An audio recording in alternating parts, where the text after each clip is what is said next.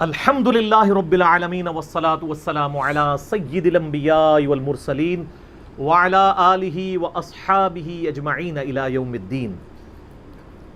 الحمدللہ آج 30 جون 2019 کو سنڈے کے دن علمی و تحقیقی مجلس نمبر 70 میں ہم انشاءاللہ تعالی 1-to-1 کوسچن آنسر سیشن کا سلسلہ شروع کریں گے۔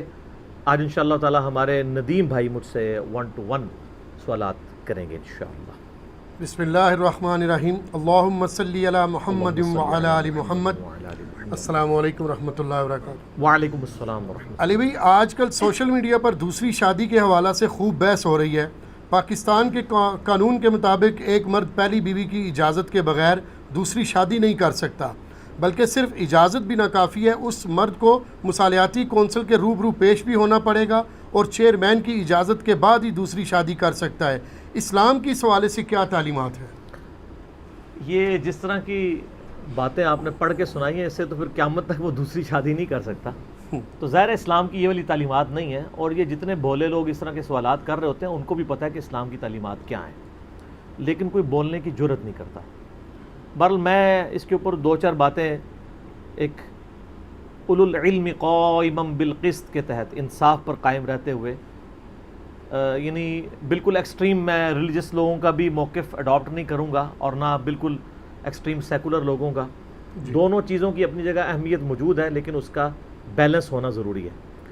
دیکھیں، یہ بات تو طے ہے کہ اللہ تعالیٰ نے قرآن حکیم میں ایک مؤمن مرد کو ایک وقت کے اندر 4 شادیوں کی اجازت دی ہے۔ سورۃ النساء کے اندر شروع ہی کے اندر اللہ تبارک و تعالیٰ نے اس کے بارے میں ارشاد فرما دیا، اور سورہ نساء کاش ہم پڑھنا سیکھیں، اور خصوصاً اپنی بچیوں کو اور عورتوں کو اس کو ضرور سورہ نساء کو کور کروائیں تاکہ ان کو احکامات پتہ چلیں۔ بلکہ کل میں نے جمعہ پڑھا ڈاکٹر فرحت ہاشمی صاحبہ کی مسجد میں H11 کے اندر اسلام آباد میں، تو ان کے ہسبینڈ سے ملاقات ہوگی، ڈاکٹر زبیر ادریس حفظہ اللہ تعالیٰ، بڑے جینٹل مین ہیں۔ تو اسی ٹاپک پہ میں ان سے ڈسکشن کر رہا تھا، تو پتہ چلا کہ انہوں نے سمر کورس شروع کروایا ہوا ہے 1 مہینے کا، 12 جون سے لے کے 12 جولائی تک، جس میں جو تھوڑی سمجھدار بچی ہیں ان کو وہ سورہ نساء مکمل کور کرواتے ہیں۔ جی، سورہ نساء کے اندر بے شمار مضامین ہیں، شرک کا ٹاپک بھی ایڈریس ہے، ایمانیات بھی ہے، منافقت کے اوپر بھی ہے، عورتوں کے احکامات بھی ہیں، معاشرے کے پسے ہوئے طبقے جو ہیں ان کے کیا حقوق ہیں، وہ ساری ڈیٹیلز ہیں۔ اور وہ بتا رہے تھے کہ زبردست بات کہ اگر آپ نے اس کورس کو جوائن کرنا ہے آپ کو سرٹیفکیٹ ملے گا، آپ اگر جوائن نہیں کرنا چاہتے یا چند ایک کلاسیں اٹینڈ کرنا چاہتے ہیں جب آپ کو ٹائم ملے، تو آپ اسی کورس میں پیچھے آڈینس کے طور پہ بیٹھ کے پورا کورس اٹینڈ بھی کر سکتے ہیں۔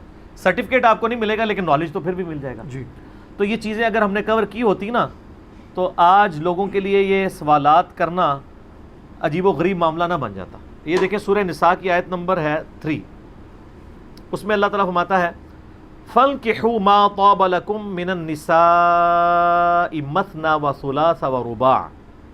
پس نکاح کرنے کی اجازت ہے، ایک کانٹیکسٹ میں بات ہو رہی ہے، آج وہ ڈیٹیلز میں جانے کی ضرورت نہیں تمہیں، کہ تم عورتوں سے نکاح کر سکتے ہو 2 عورتوں کے ساتھ، 3 کے ساتھ، 4 کے ساتھ۔ فَإِنْ خِفْتُمْ أَلَّا تَعْدِلُوا، اور اگر تمہیں یہ ڈر ہو کہ تم ان کے درمیان انصاف نہیں کر سکو گے، فَوَاحِدَةً أَوْ مَا مَلَكَتْ أَيْمَانُكُمْ، تو پھر ایک ہی بیوی کے اوپر اکتفا کرو۔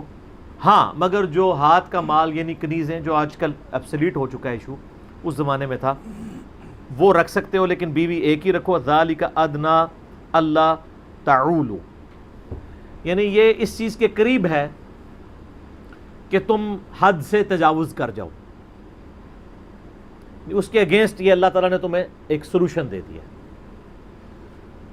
کہ تم 2 بیویوں کے ساتھ، 3 کے ساتھ، 4 کے ساتھ ایک وقت کے اندر، اگر ان میں سے کوئی ایک فوت ہو گئی یا کسی کو طلاق دے دی تو پھر آپ کے پاس 3 آ گئی، پھر آپ ایک اور شادی کر سکتے ہیں۔ یہ نہیں کہ زندگی میں 4 شادیاں، اور یہ بھی صرف اجازت ہے، حکم نہیں ہے کہ 4 ضرور کرنی ہے، 4 کی گنتی پوری کرنی ہے، یہ اجازت ہے اسلام میں۔ اور ظاہر ہے اس کے اندر کئی ایک حکمتیں ہیں۔ آج بھی اگر آپ یورپ میں، امریکہ میں اور اسی طریقے سے رشیا میں ان کے فگرز لیں نا گوگل سے جا کے تو لاکھوں میں نہیں ملینز میں وومنز زیادہ ہیں مردوں کی نسبت. صرف یہ ہمارا پڑوسی ملک انڈیا ہے جہاں پہ مردوں کی تعداد عورتوں سے زیادہ ہے, باقی کسی ملک میں ایسا نہیں ہے. اور اس کے پیچھے ریزن یہ ہے کہ 8 سے 15 سال پہلے بھی یہ حالت تھی کہ روزانہ 3000 بچیاں پریگنینسی میں ضائع کر دی جاتی تھی روزانہ. ظاہر ہے 1 ارب سے زیادہ آبادی ہے, 1 ارب میں تو 3000 جو ہے وہ آٹے میں نمک بھی نہیں ہے. جی ارب پتہ ہے آپ کو کتنا فگر ہے؟ اگر روزانہ 24 گھنٹے آپ گنتے رہیں اور کوئی کام نہ کریں, نہ سوئیں نہ کھائیں نہ پئیں, تو 25 سے 30 سال چاہیے 1 ارب گننے کے لیے. تو 1 ارب سے اب تو 1.5 ارب کے قریب ان کی آبادی ہونے, اس میں 3000 کچھ بھی نہیں ہے. تو یہ کرتے کرتے کرتے اب یہ حالت ہو گئی ہے کہ وہاں پہ مردوں کی تعداد عورتوں سے زیادہ ہو گئی ہے. ادروائز پوری دنیا کے اندر عورتوں کی تعداد مردوں سے زیادہ ہے, اس لیے کہ عموماً ایکسیڈنٹس میں مرد ہی مرتے ہیں, جنگوں میں مرد ہی مرتے ہیں کیونکہ پریکٹیکلی نکلتے ہیں باہر. اس کے علاوہ بیماریوں کے خلاف جو ریزسٹنس عورتوں میں مردوں کی نسبت زیادہ ہے, اس لیے مرد زیادہ مرتے ہیں جلدی بنسبت عورتوں کے. کئی ایک اور ریزنز بھی ہیں, اس کی وجہ سے ایوریج ملینز کی تعداد میں, لاکھوں میں نہیں ملینز میں عورتوں کی تعداد مردوں سے زیادہ ہے آل اوور دا ورلڈ. تو اب ان عورتوں کا کیا بنے گا, ان کا کیا پرسان حال ان کا کون ہوگا اگر ایک مرد کو ایک سے زیادہ اجازت نہیں ہوگی شادی کرنے کی, اور جو افورڈ بھی کر سکتا ہو. میں نہیں کہتا کہ جو ایک بھی نہیں افورڈ کر سک رہا تو وہ دوسری اور تیسری اور چوتھی کھڑکا دے. وہ ایک جعلی حدیث بھی انہوں نے مشہور کیا ہے کہ بندہ بہت غریب تھا, نبی علیہ السلام فرمایا شادی کرو, اور غریب ہو گیا فرمایا ایک اور شادی کرو. خدا دا نہ آ جائے کوئی عقل کو ہاتھ, یعنی یہ تو لگتا ہے کسی کنوارے نے جس کی شادی نہیں ہو رہی تھی اس نے بیٹھ کے کہیں حدیث گھڑی ہے. یہ کہاں سے یہ حدیثیں ہیں؟ بخاری اور مسلم کے اندر حدیث موجود ہے. نبی علیہ السلام نے فرمایا اے نوجوانوں کے گروہ, تم میں سے جس کے پاس استطاعت ہو تو وہ نکاح کرے, اور جو استطاعت نہیں رکھتا تو وہ روزے رکھ کے اپنی شہوت کو ٹھنڈا کرے. تو یہاں استطاعت سے مراد فائنینشیل استطاعت ہے, دوسرے والی استطاعت نہیں ہے کہ وہ مرد ہے یا نہیں ہے. مرد تو ہے, پھر کس چیز کی استطاعت کہی جا رہی ہے کہ اگر استطاعت نہیں ہے تو روزے رکھ کے شہوت کو ٹھنڈا کرو, استطاعت ہے تو نکاح کر لو. تو یہ اللہ تبارک و تعالیٰ نے ایک بیسک ہیومن نیڈ کو فلفل کرنے کا ایک ذریعہ بنایا ہوا ہے. لیکن یہ بات یاد رکھیے گا, اسلام نے ایک بیوی رکھنے کی اجازت یعنی 4 کی اجازت دی ہے, حکم نہیں دیا کہ ضرور 4 ہی کرنی ہے. اور ساتھ یہ بھی فرمایا کہ اگر تمہیں خدشہ ہو کہ تم انصاف نہیں کر سکو گے تو ایک عورت کے اوپر اکتفا کر لو, ایک عورت کے اوپر. بیسیکلی اسلام نے یہ پابندی لگائی تھی کہ 4 سے زیادہ شادیاں نہیں کر سکتے, کیونکہ اسلام سے پہلے لوگوں نے 20 سینکڑوں شادیاں کی بھی ہوتی تھی. حتیٰ کہ جب باپ مرتا تھا تو جو بڑا بیٹا ہے وہ باپ کی ساری بیویاں قابو کر لیتا تھا. اس کا حکم بھی پھر قرآن میں نازل ہوا کہ یہ حرام ہے تم پہ, سورہ نساء کے اندر ہی آگے جا کے محرمات ابدیہ کا ذکر آ گیا سورہ نساء کی آیت نمبر 23-24 میں کہ اب یہ ہمیشہ کے لیے تم پہ حرام ہو چکے ہیں. کون کون سے رشتے ہیں؟ ان میں وہ بھی ہیں کہ جن سے تمہارے باپ نے ازدواجی تعلق قائم کیا ہے تو وہ عورتیں بھی اب تم پہ حرام ہو جائیں گی, یا تم نے جن سے ازدواجی تعلق قائم کیا ہے تمہارے باپ کے اوپر وہ عورت حرام ہو جائے گی. تو اسلام نے باؤنڈ کیا کہ آپ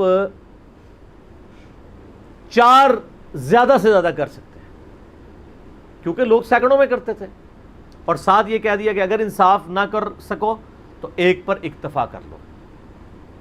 لیکن یہاں پہ انصاف سے مراد ہے وقت دینے کا انصاف, فائنینشیل ریسورسز کا انصاف یعنی برابر کا جیب خرچ, ایک جیسی رہائش دینا دنیاوی سرکمسٹانسز کے مطابق. باقی جو دلی رجحان ہے وہ تو ظاہر ہے کہ انسان کسی کے بارے میں فیصلہ نہیں کر سکتا. جو عورت اچھے طریقے سے ریسیو کرتی ہے تو ظاہر ہے آپ کے دل میں اس کے لیے قدر آئے گی, اور جو آپ کو گالیوں کے ساتھ ریسیو کرتی ہے وہ چاہے کتنی خوبصورت ہو آپ کو اچھی نہیں لگے گی. یہ خوبصورتی اور یہ ساری کہانیاں جو ہے نا شادی سے پہلے ہوتی ہیں, شادی کے بعد تو بالکل کوئی اور ہی دنیا ہے. اس لیے میں کہتا ہوں یہ جو شادی ہے نا یہ ہاتھی کے دم ہے. اس کے پیچھے جو ہاتھی لگا ہوا ہے نا وہ شادی کے بعد نظر آتا ہے، پھر یہ ساری دم بھول جاتے ہیں لوگ، ٹھیک ہے نا، بہت بڑا ہاتھی ہے اس کے ساتھ۔ تو انصاف ان معاملات میں، نبی الاسلام کے بارے میں صحیح حدیث کے اندر آتا ہے کہ آپ صلی اللہ علیہ وآلہ وسلم بھی کہا کرتے تھے اللہ میں اپنی طرف سے انصاف کرتا ہوں، باقی جو دلی رجحان کا معاملہ ہے تو میں تیری طرف رجوع لاتا ہوں، وہ ظاہر برابر تو نہیں ہو سکتا لیکن میں اپنی طرف سے کوشش کرتا ہوں، تو وہ اسی کی آپ کو مکلف ٹھہرایا گیا ہے، دلی رجحان کا مکلف نہیں ہے، خرچہ برابر کریں، رہائش ایک جیسی دیں اس کا ہے، بلکہ اللہ تعالیٰ نے بڑی مہربانی فرمائی ہے، ورنہ تو کوئی شخص دوسری شادی ہی نہ کر سکتا۔ سورہ نساء کے اندر ہی آگے چل کے نا اللہ تعالیٰ نے اس ٹروتھ کو ریویل بھی کر دیا ہے خود ہی، یعنی اللہ تعالیٰ نے بینیفٹ آف ڈاؤٹ دے دیا ہے۔ آیت نمبر ہے 129، وَلَن تَسْتَطِيعُوا أَن تَعْدِلُوا بَيْنَ النِّسَاءِ وَلَوْ حَرَصْتُمْ، اور تم ہرگز عورتوں کے درمیان انصاف نہیں کر سکو گے چاہے کتنا ہی ہرس کر لو۔ صحیح، یہ اللہ تعالیٰ خود مان رہا ہے کہ نہیں کر سکو گے، تو پھر 4 کی اجازت کیوں دی ہے؟ تو اللہ تعالیٰ فرمایا کہ کیا کرو، فَلَا تَمِيلُوا كُلَّ الْمَيْلِ فَتَذَرُوهَا كَالْمُعَلَّقَةِ، تو پھر ایسا کرو کہ یعنی جتنی کوشش ہو سکتی ہے وہ تو انصاف کرو، لیکن ایسا نہ ہو کہ تم ایک ہی کی طرف جھک جاؤ اور باقی جو ہیں وہ لٹک جائیں ہوا کے اندر، معلقہ ہی ہوں کہ نہ وہ طلاق یافتہ ہیں اور نہ وہ مرد والی ہیں، یعنی ایک ہی بیوی کے ساتھ زیادہ قربت ہوگی اور باقی کو اس کے برے حال کے اوپر چھوڑ دیا، تو یہ کام نہ کرو۔ وَإِن تُصْلِحُوا وَتَتَّقُوا فَإِنَّ اللَّهَ كَانَ غَفُورًا رَحِيمًا، اور اگر تم یعنی اصلاح کی روش اختیار کرتے ہو اور تقوی کی روش اختیار کرتے ہو تو بے شک اللہ تعالیٰ بخشنے والا مہربان ہے۔ تو اللہ تعالیٰ نے سورہ نساء کے اندر خود ہی فرما دیا کہ تم انصاف تو نہیں کر سکو گے، بس یہ کر لیا کرو ایک طرف مکمل جھک نہ جاؤ، برابری اپنی طرف سے رکھنے کی کوشش کرو۔ تو اسلام نے ایک وقت میں ایک مرد کو 4 شادیوں کی اجازت دی ہے، ٹھیک ہے۔ تو اس اجازت کے لیے نہ تو کسی سپریم کورٹ کی ضرورت ہے، نہ کسی حاکم وقت کی ضرورت ہے، نہ کسی مصالحاتی کونسل کی ضرورت ہے، اور نہ پہلی بیوی کی اجازت کی ضرورت ہے۔ پہلی بیوی تو کوئی بہت مجبور بیوی ہو تو وہ اجازت دیتی ہے، جب اولاد نہ ہو رہی ہو تو وہ پھر ریکویسٹ کرتی ہے تم دوسری شادی کر لو، مجھے نہ چھوڑو۔ جس کے سارے معاملات سیدھے چل رہے ہوں تو وہ ایسی بیوی تو دریافت ہی کرنی پڑے گی دنیا میں کہ وہ دوسری شادی کی اجازت دے، تو یہ ایسا پاسبل نہیں ہوگا، قطعاً کبھی پاسبل نہیں ہوگا۔ باقی یہ جو گورنمنٹ نے یہ قانون بنایا ہے، پہلے تو تھا دوسری بیوی کے لیے پہلی کی اجازت کا، تو اس کی انٹینشن بری نہیں تھی، لیکن اسے حلال و حرام کے درجے پہ نہ فائز کر دیا جائے۔ وہ اس لیے کیا جاتا تھا کہ لوگ چھپا کے نکاح کیا کرتے تھے۔ تو سورہ نساء پڑھ کے دیکھیں گے اللہ تعالیٰ نے چھپی دوستی کو تو منع کیا ہے، چاہے وہ نکاح کی فارم میں بھی ہو، کیونکہ نکاح اعلانیہ ہوتا ہے اور زنا چھپ کے ہوتا ہے۔ جی، یہ نکاح کے اگینسٹ جو بخاری مسلم میں ولیمے کی سرمنی ہے وہ کیوں آئی ہے؟ تاکہ ڈکلیئر ہو کہ یہ دونوں میاں بیوی ہیں، اسی لیے حکم فرمایا ولیمے کی دعوت کا، بخاری مسلم میں آتا ہے نبی علیہ السلام نے۔ تو یہ چونکہ لوگ چھپ چھپا کے شادیاں کرتے تھے پہلی بیوی سے چھپا کے، اس کا نقصان کیا ہوتا ہے کہ جب خاوند مر جاتا ہے تو ڈکلیئرڈ بیوی تو ایک ہے، تو کیا وراثت میں اس بیوی کو حصہ نہیں ملے گا جو دوسرے والی ہے؟ اس کو بھی تو 1/8 ملنا ہے۔ جی، تو اگر وہ ڈکلیئر ہی نہیں ہوگی تو بیچاری کیسے آ کے وراثت کا مطالبہ کرے گی؟ انڈکلیئرڈ ہوگی تو اس کے لیے پھر انہوں نے یہ ڈیوائز کیا کہ پہلی بیوی کی اجازت لیں، یعنی اس کی انفارمیشن میں لے آئیں کہ میں نے دوسری بیوی کی ہوئی ہے، اور پلس یہ ہے کہ ذرا ریکارڈ میں بھی آ جائے، ریٹن ریکارڈ میں بھی۔ اب اگر کوئی کہے کہ نبی علیہ السلام کے مبارک زمانے میں اس طرح کا ریکارڈ نہیں ہوتا تھا، زبانی کلامی جو ہے گواہوں کی موجودگی میں ہوتا ہے، سر وہ گواہ 2 نمبر تو نہیں ہوتے تھے، وہ مر جاتے تھے، زبان سے نہیں پھرتے تھے۔ اب جب تک ریٹن ریکارڈ نہیں ہوگا آپ کیسے معاملات کو لے کے چلیں گے؟ یہاں تو لوگ آئے دن اپنے بیان بدل لیتے ہیں، تو ریٹن ریکارڈ ضروری ہے تاکہ یہ پتہ چلے کہ یہ ڈکلیئرڈ میاں بیوی ہیں، مرنے کے بعد اس طریقے سے وراثت تقسیم ہوگی۔ زندگی موت تو نہیں کسی کو پتہ، یا کسی کو پتہ ہے کہ میں جناب کب مروں گا تو میں پہلے ہی وصیت کر دوں گا کہ یہ میری بیوی ہے، میرے مرنے کے بعد فلاں میرا دوست ہے اس کے پاس پرچی رکھی ہے، وہ پڑھے گا کہ ہاں جی اس کی اتنی بیویاں تھیں۔ ایسے تو نہیں ہوگا، تو اس لیے ڈکلیئر کرنا ضروری ہے۔ ڈکلیئر ہونا چاہیے. باقی رہ گیا اجازت, تو میرا موقف اس میں یہ ہے کہ اجازت سے مراد یہ رکھیں کہ انفارم کرنا ضروری ہے. اجازت سے مراد یہ نہیں ہے کہ پہلی بیوی کہتی ہے میں اجازت ہی نہیں دیتی. بیوی کی اجازت کی ضرورت کہاں سے ہے جب اللہ تعالیٰ نے اجازت دی ہوئی ہے قرآن میں. تو جب سورہ نساء بیویوں کو پڑھائی ہوگی تو ان کو پتہ ہوگا نا ان کے حقوق اور آپ کے حقوق کیا ہیں, تب پتہ ہوگا نا. جی. تو اجازت کی بجائے اس کا نا جملہ چینج کرنا چاہیے کہ پہلی بیوی کو انفارم کرنا ضروری ہے, مصالحاتی کونسل کے سامنے پیش ہونا ضروری ہے تاکہ یہ پتہ چلے یہ کنسنسس کے ساتھ سارے معاملات کو لے کے چل رہا ہے. اور دوسرا, نہ تو پہلی بیوی کو, نہ ہائی کورٹ کو, نہ سپریم کورٹ کو, نہ مصالحتی کونسل کو یہ اختیار ہونا چاہیے کہ وہ کسی کی دوسری شادی کے اوپر پابندی لگا دیں. پابندی نہیں لگا سکتے. یہ بس صرف خانہ پوری ہونی چاہیے. صحیح. ٹھیک ہے. خانہ پوری سے مراد یہ کہ انفارمیشن کے طور پہ آ جائے. جس کے پاس لا الہ الا اللہ محمد رسول اللہ صلی اللہ علیہ وآلہ وسلم کا شناختی کارڈ موجود ہے, عاقل ہے, بالغ ہے, فیملی کو سپورٹ کر سکتا ہے, اسے اب دنیا کسی عدالت سے دوسری شادی کی اجازت کی ضرورت نہیں ہے. البتہ یہ انفارمیشن کے تھرو ضرور اس طور پہ ہونا چاہیے. جیسا کہ ابھی بھی ہم, اب پہلا نکاح بھی ہوتا ہے تو کیا ہوتا ہے, نکاح رجسٹرار کو بلایا جاتا ہے, رجسٹر کیا جاتا ہے. تو اس کو اگر آپ یہ کہہ رہے ہیں کہ نکاح رجسٹرار کی اجازت سے نکاح ہو رہا ہے تو آپ بے شک اس کا اجازت لفظ رکھ لیں. وہ اجازت نہ بھی دے, دوسرے والا بلا کے آپ اس کو پیسے دے کے کر لیں, وہ تو صرف انفارمیشن کے طور پہ گورنمنٹ کے کھاتے میں ڈالنا ہے نا. اگر یہ کہہ رہے ہیں کہ نہیں, بیوی کو یا مصالحاتی کونسل کو یہ اختیار ہے کہ سرکمسٹانسز سب ٹھیک ہیں اس کے باوجود وہ دوسری شادی سے روک سکتے ہیں, تو سر یہ تو بالکل صراحتاً کتاب و سنت کے خلاف قانون ہے, حرام ہے. اور ہمارے پارلیمنٹیرینز اور خصوصاً وہ علماء دین جو قومی اسمبلی میں اور سینٹ میں جو ہے وہ تلاوت کے ساتھ آغاز کرواتے ہیں اور وہاں اذان کا بھی وقفہ ہوتا ہے, تو یہ صرف ظاہری صرف اسلام نہ رہے. ان کو چاہیے کہ اس کے خلاف آواز بلند کریں اور لوگوں میں اویئرنیس پیدا کریں کہ یہ چیز اسلام کے بالکل خلاف ہے اور اس کی قطعاً کوئی اجازت نہیں ہے کہ آپ گورنمنٹ کے اوپر یا سپریم کورٹ کے اوپر یا مصالحاتی کونسل پہ یا پہلی بیوی پہ چھوڑ دیں کہ وہ اجازت دے گی. ہاں, اس کو اعتماد میں لیں. اعتماد سے مراد یہ نہیں کہ اس کو راضی کریں, نہیں, اعتماد سے مراد یہ کہ اس کو بتا دیں کہ ایسا ہے. ٹھیک ہے, مصالحاتی کونسل کو بھی جا کے بتا دیں میں دوسری شادی کر رہا ہوں, لیکن ان کو اختیار نہیں ہو سکتا کہ وہ روک دیں. کیوں کر رہا ہے, یہ نہیں آپ کر سکتے. یہ تو شریعت کے اندر دخل اندازی ہے اور یہ قطعاً حرام ہے, اور اس کو سپورٹ کرنے والے بھی یعنی خوف خدا کریں, ان کو دیکھنا چاہیے کہ وہ کس طرف جا رہے ہیں. باقی سیکس کا ٹاپک ایک چونکہ سینسٹیو ٹاپک ہے, اس میں کئی ایک چیزیں اور ہو سکتی تھیں لیکن میں ان کو سکپ کرتا ہوں. صحیح بخاری میں ایک حدیث ہے, نبی علیہ السلام نے فرمایا جو شخص مجھے اپنی زبان اور شرمگاہ کی حفاظت کی ذمہ داری دے دے میں اسے جنت کی ضمانت دیتا ہوں. وہ ضمانت یہ دے دیں. تو یہ بہت کرٹیکل ایشو ہے اور عورت کا فتنہ بہت بڑا فتنہ ہے. قرآن حکیم میں جو بڑے فتنے گنوائے گئے ہیں ان میں پہلے نمبر پہ عورت ہے. زین للناس حب الشہوات من النساء, مزین کر دیا گیا ہے دنیا کی جو شہوت والی چیزیں ہیں ان میں سے نمبر 1 عورتیں.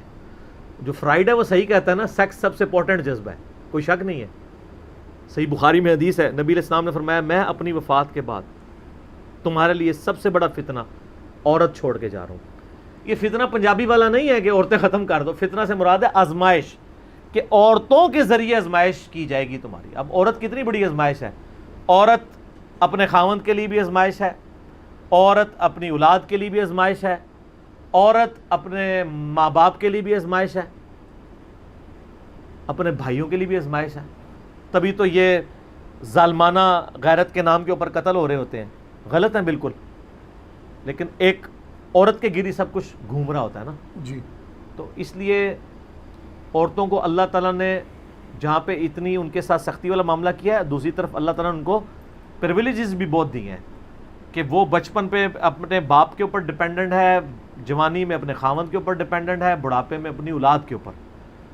اور سنن نسائی کے اندر حدیث موجود ہے صحیح سند کے ساتھ کہ نبی علیہ السلام نے فرمایا جنت تمہارے ماں کے قدموں کے قریب ہے. باپ کے قدموں کا تو ذکر نہیں ہے. عورت کو کتنا حق دیا ہے اللہ نے. اور بخاری و مسلم دونوں میں حدیث ہے, ایک صحابی نے پوچھا یا رسول اللہ صلی اللہ علیہ وآلہ وسلم میرے حسن سلوک کی سب سے زیادہ حقدار کون ہے, میرے حسن سلوک کا؟ مخلوقات میں سے، فرمایا تیری ماں. دوسری دفعہ پھر پوچھا، فرمایا تیری ماں. تیسری دفعہ پھر پوچھا، پھر فرمایا تیری ماں. چوتھی دفعہ کہا تیرا باپ. تو یہاں پہ دیکھ لیں ماں کے 3 درجے ہیں اور چوتھے نمبر پہ باپ کا درجہ ہے. باقی سیکس کے کریٹیکل ٹاپک کے اوپر میں نے ایک ڈیٹیل لیکچر ریکارڈ کروا دیا، مسئلہ نمبر 155.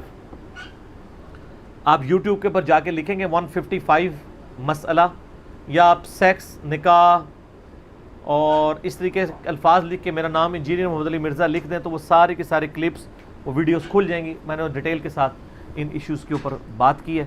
باقی اس حوالے سے جو میرا پوائنٹ آف ویو تھا میں نے عوام الناس کے سامنے رکھ دیا. جزاک اللہ. علی بھی اگلا سوال ہے. ایک مشہور زمانہ دیوبندی مناظر نے اپنے آپ کو دیوبندی کہلوانے کا دفاع کرتے ہوئے دلیل دی ہے کہ اگر آپ سے پوچھا جائے کہ آپ کہاں کے رہنے والے ہیں تو آپ یہ تو نہیں کہتے کہ میں دنیا کا رہنے والا ہوں یا ایشیا کا رہنے والا ہوں، بلکہ اپنے شہر یا صوبے یا ملک کا نام بتاتے ہیں.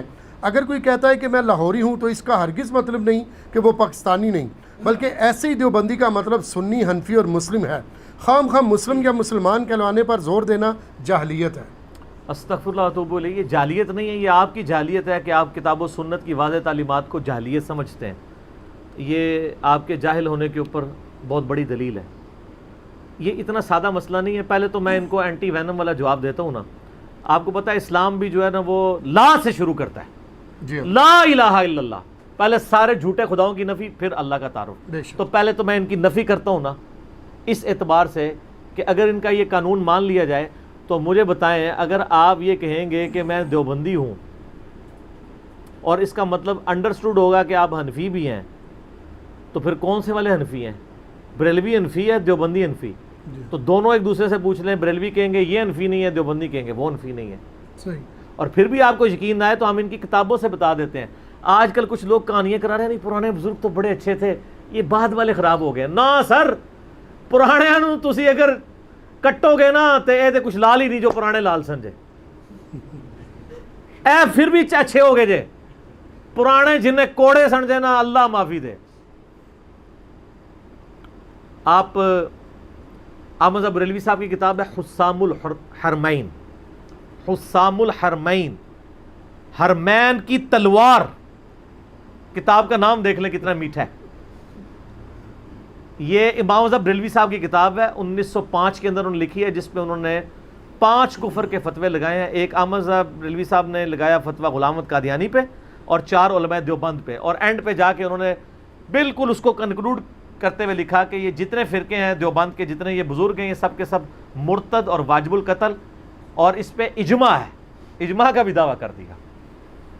آپ دنیا کے باشندے اور ایشیا، تہاڈا ایشیا دنیا سب بھول جاؤ گے جو کوئی تہاڈے نال کر کے گئے ہیں بزرگ. اچھا، اس کے جواب میں 1906 کے اندر دیوبندیوں نے کتاب لکھی جو کہتے ہیں ہم بڑی میٹھی باتیں کرتے ہیں. سر یہ میٹھی باتیں اس وقت تک ہوتی ہیں جب ان کے مفادات پہ ضرب نہ پڑے. 35 علماء دیوبند انکلوڈنگ اشرف علی تھانوی صاحب نے سائن کیا اس کتاب پہ، اور اس کتاب کو لکھا ہے خلیل احمد سہارنپوری نے. شیخ زکریا کاندھلی جنہوں نے فضائل اعمال لکھی ہے نا، ان کے پیر صاحب نے. فضائل اعمال میں خلیل احمد سہارنپوری کے حوالے ہیں. اس نے کتاب لکھی، اس کا نام رکھا المہند علی المفند. ہند کی تلوار ایک سٹھیائے ہوئے پاگل بابے کے اوپر. اور سٹھیایا ہوا پاگل بابا کسے کہا؟ احمد بریلوی صاحب کو. کس نے کہا؟ میٹھے میٹھے خلیل احمد سہارنپوری نے. میٹھی میٹھی خوش اخلاقی کی باتیں، کرٹسی کی باتیں کرنے والوں نے اپنی کرٹسی دکھا دی. کتاب کا نام دیکھیں، المہند علی المفند، ہند کی تلوار سٹھیائے ہوئے بابے کے سر کے اوپر. اور انہوں نے پھر کہا کہ احمد بریلوی اور ان کی پوری جماعت ایک شیطانی لشکر ہے جو ہم پہ حملہ ور ہو گئے. شیطان کے ساتھ جا کے ملایا انہوں نے اور کہا یہ ساری ان کی پارٹی. تو اب ہم معصومانہ سوال کرتے ہیں کہ جب صرف حنفی کہہ لینا، دیوبندی کہہ لینا کافی ہوتا تو یہ جو باقی ساری اس کے ساتھ معاملات لگے ہوئے ہیں ان کا آپ کیا کریں گے؟ تو یہ ان کا موقف بالکل غلط ہے. اب میں علمی دلائل کی طرف آتا ہوں، کیونکہ جب تک چوٹ نہ لگائی جائے، اب دماغ میں اتنا ڈرل ہو چکا ہوگا کہ اب میری باتیں ان کے دماغ میں گھسنا شروع ہو جائیں گی. ٹھیک ہے، اور وہ میں علمی دلائل اب ان کے سامنے رکھتا ہوں کہ دیکھیں، اگر ہم مسلمان یا مسلم کہنے کی رٹ لگاتے ہیں تو یہ کوئی ہماری ذاتی اختراع نہیں ہے. بے شک قرآن حکیم نے اس کا ہمیں حکم دیا ہے.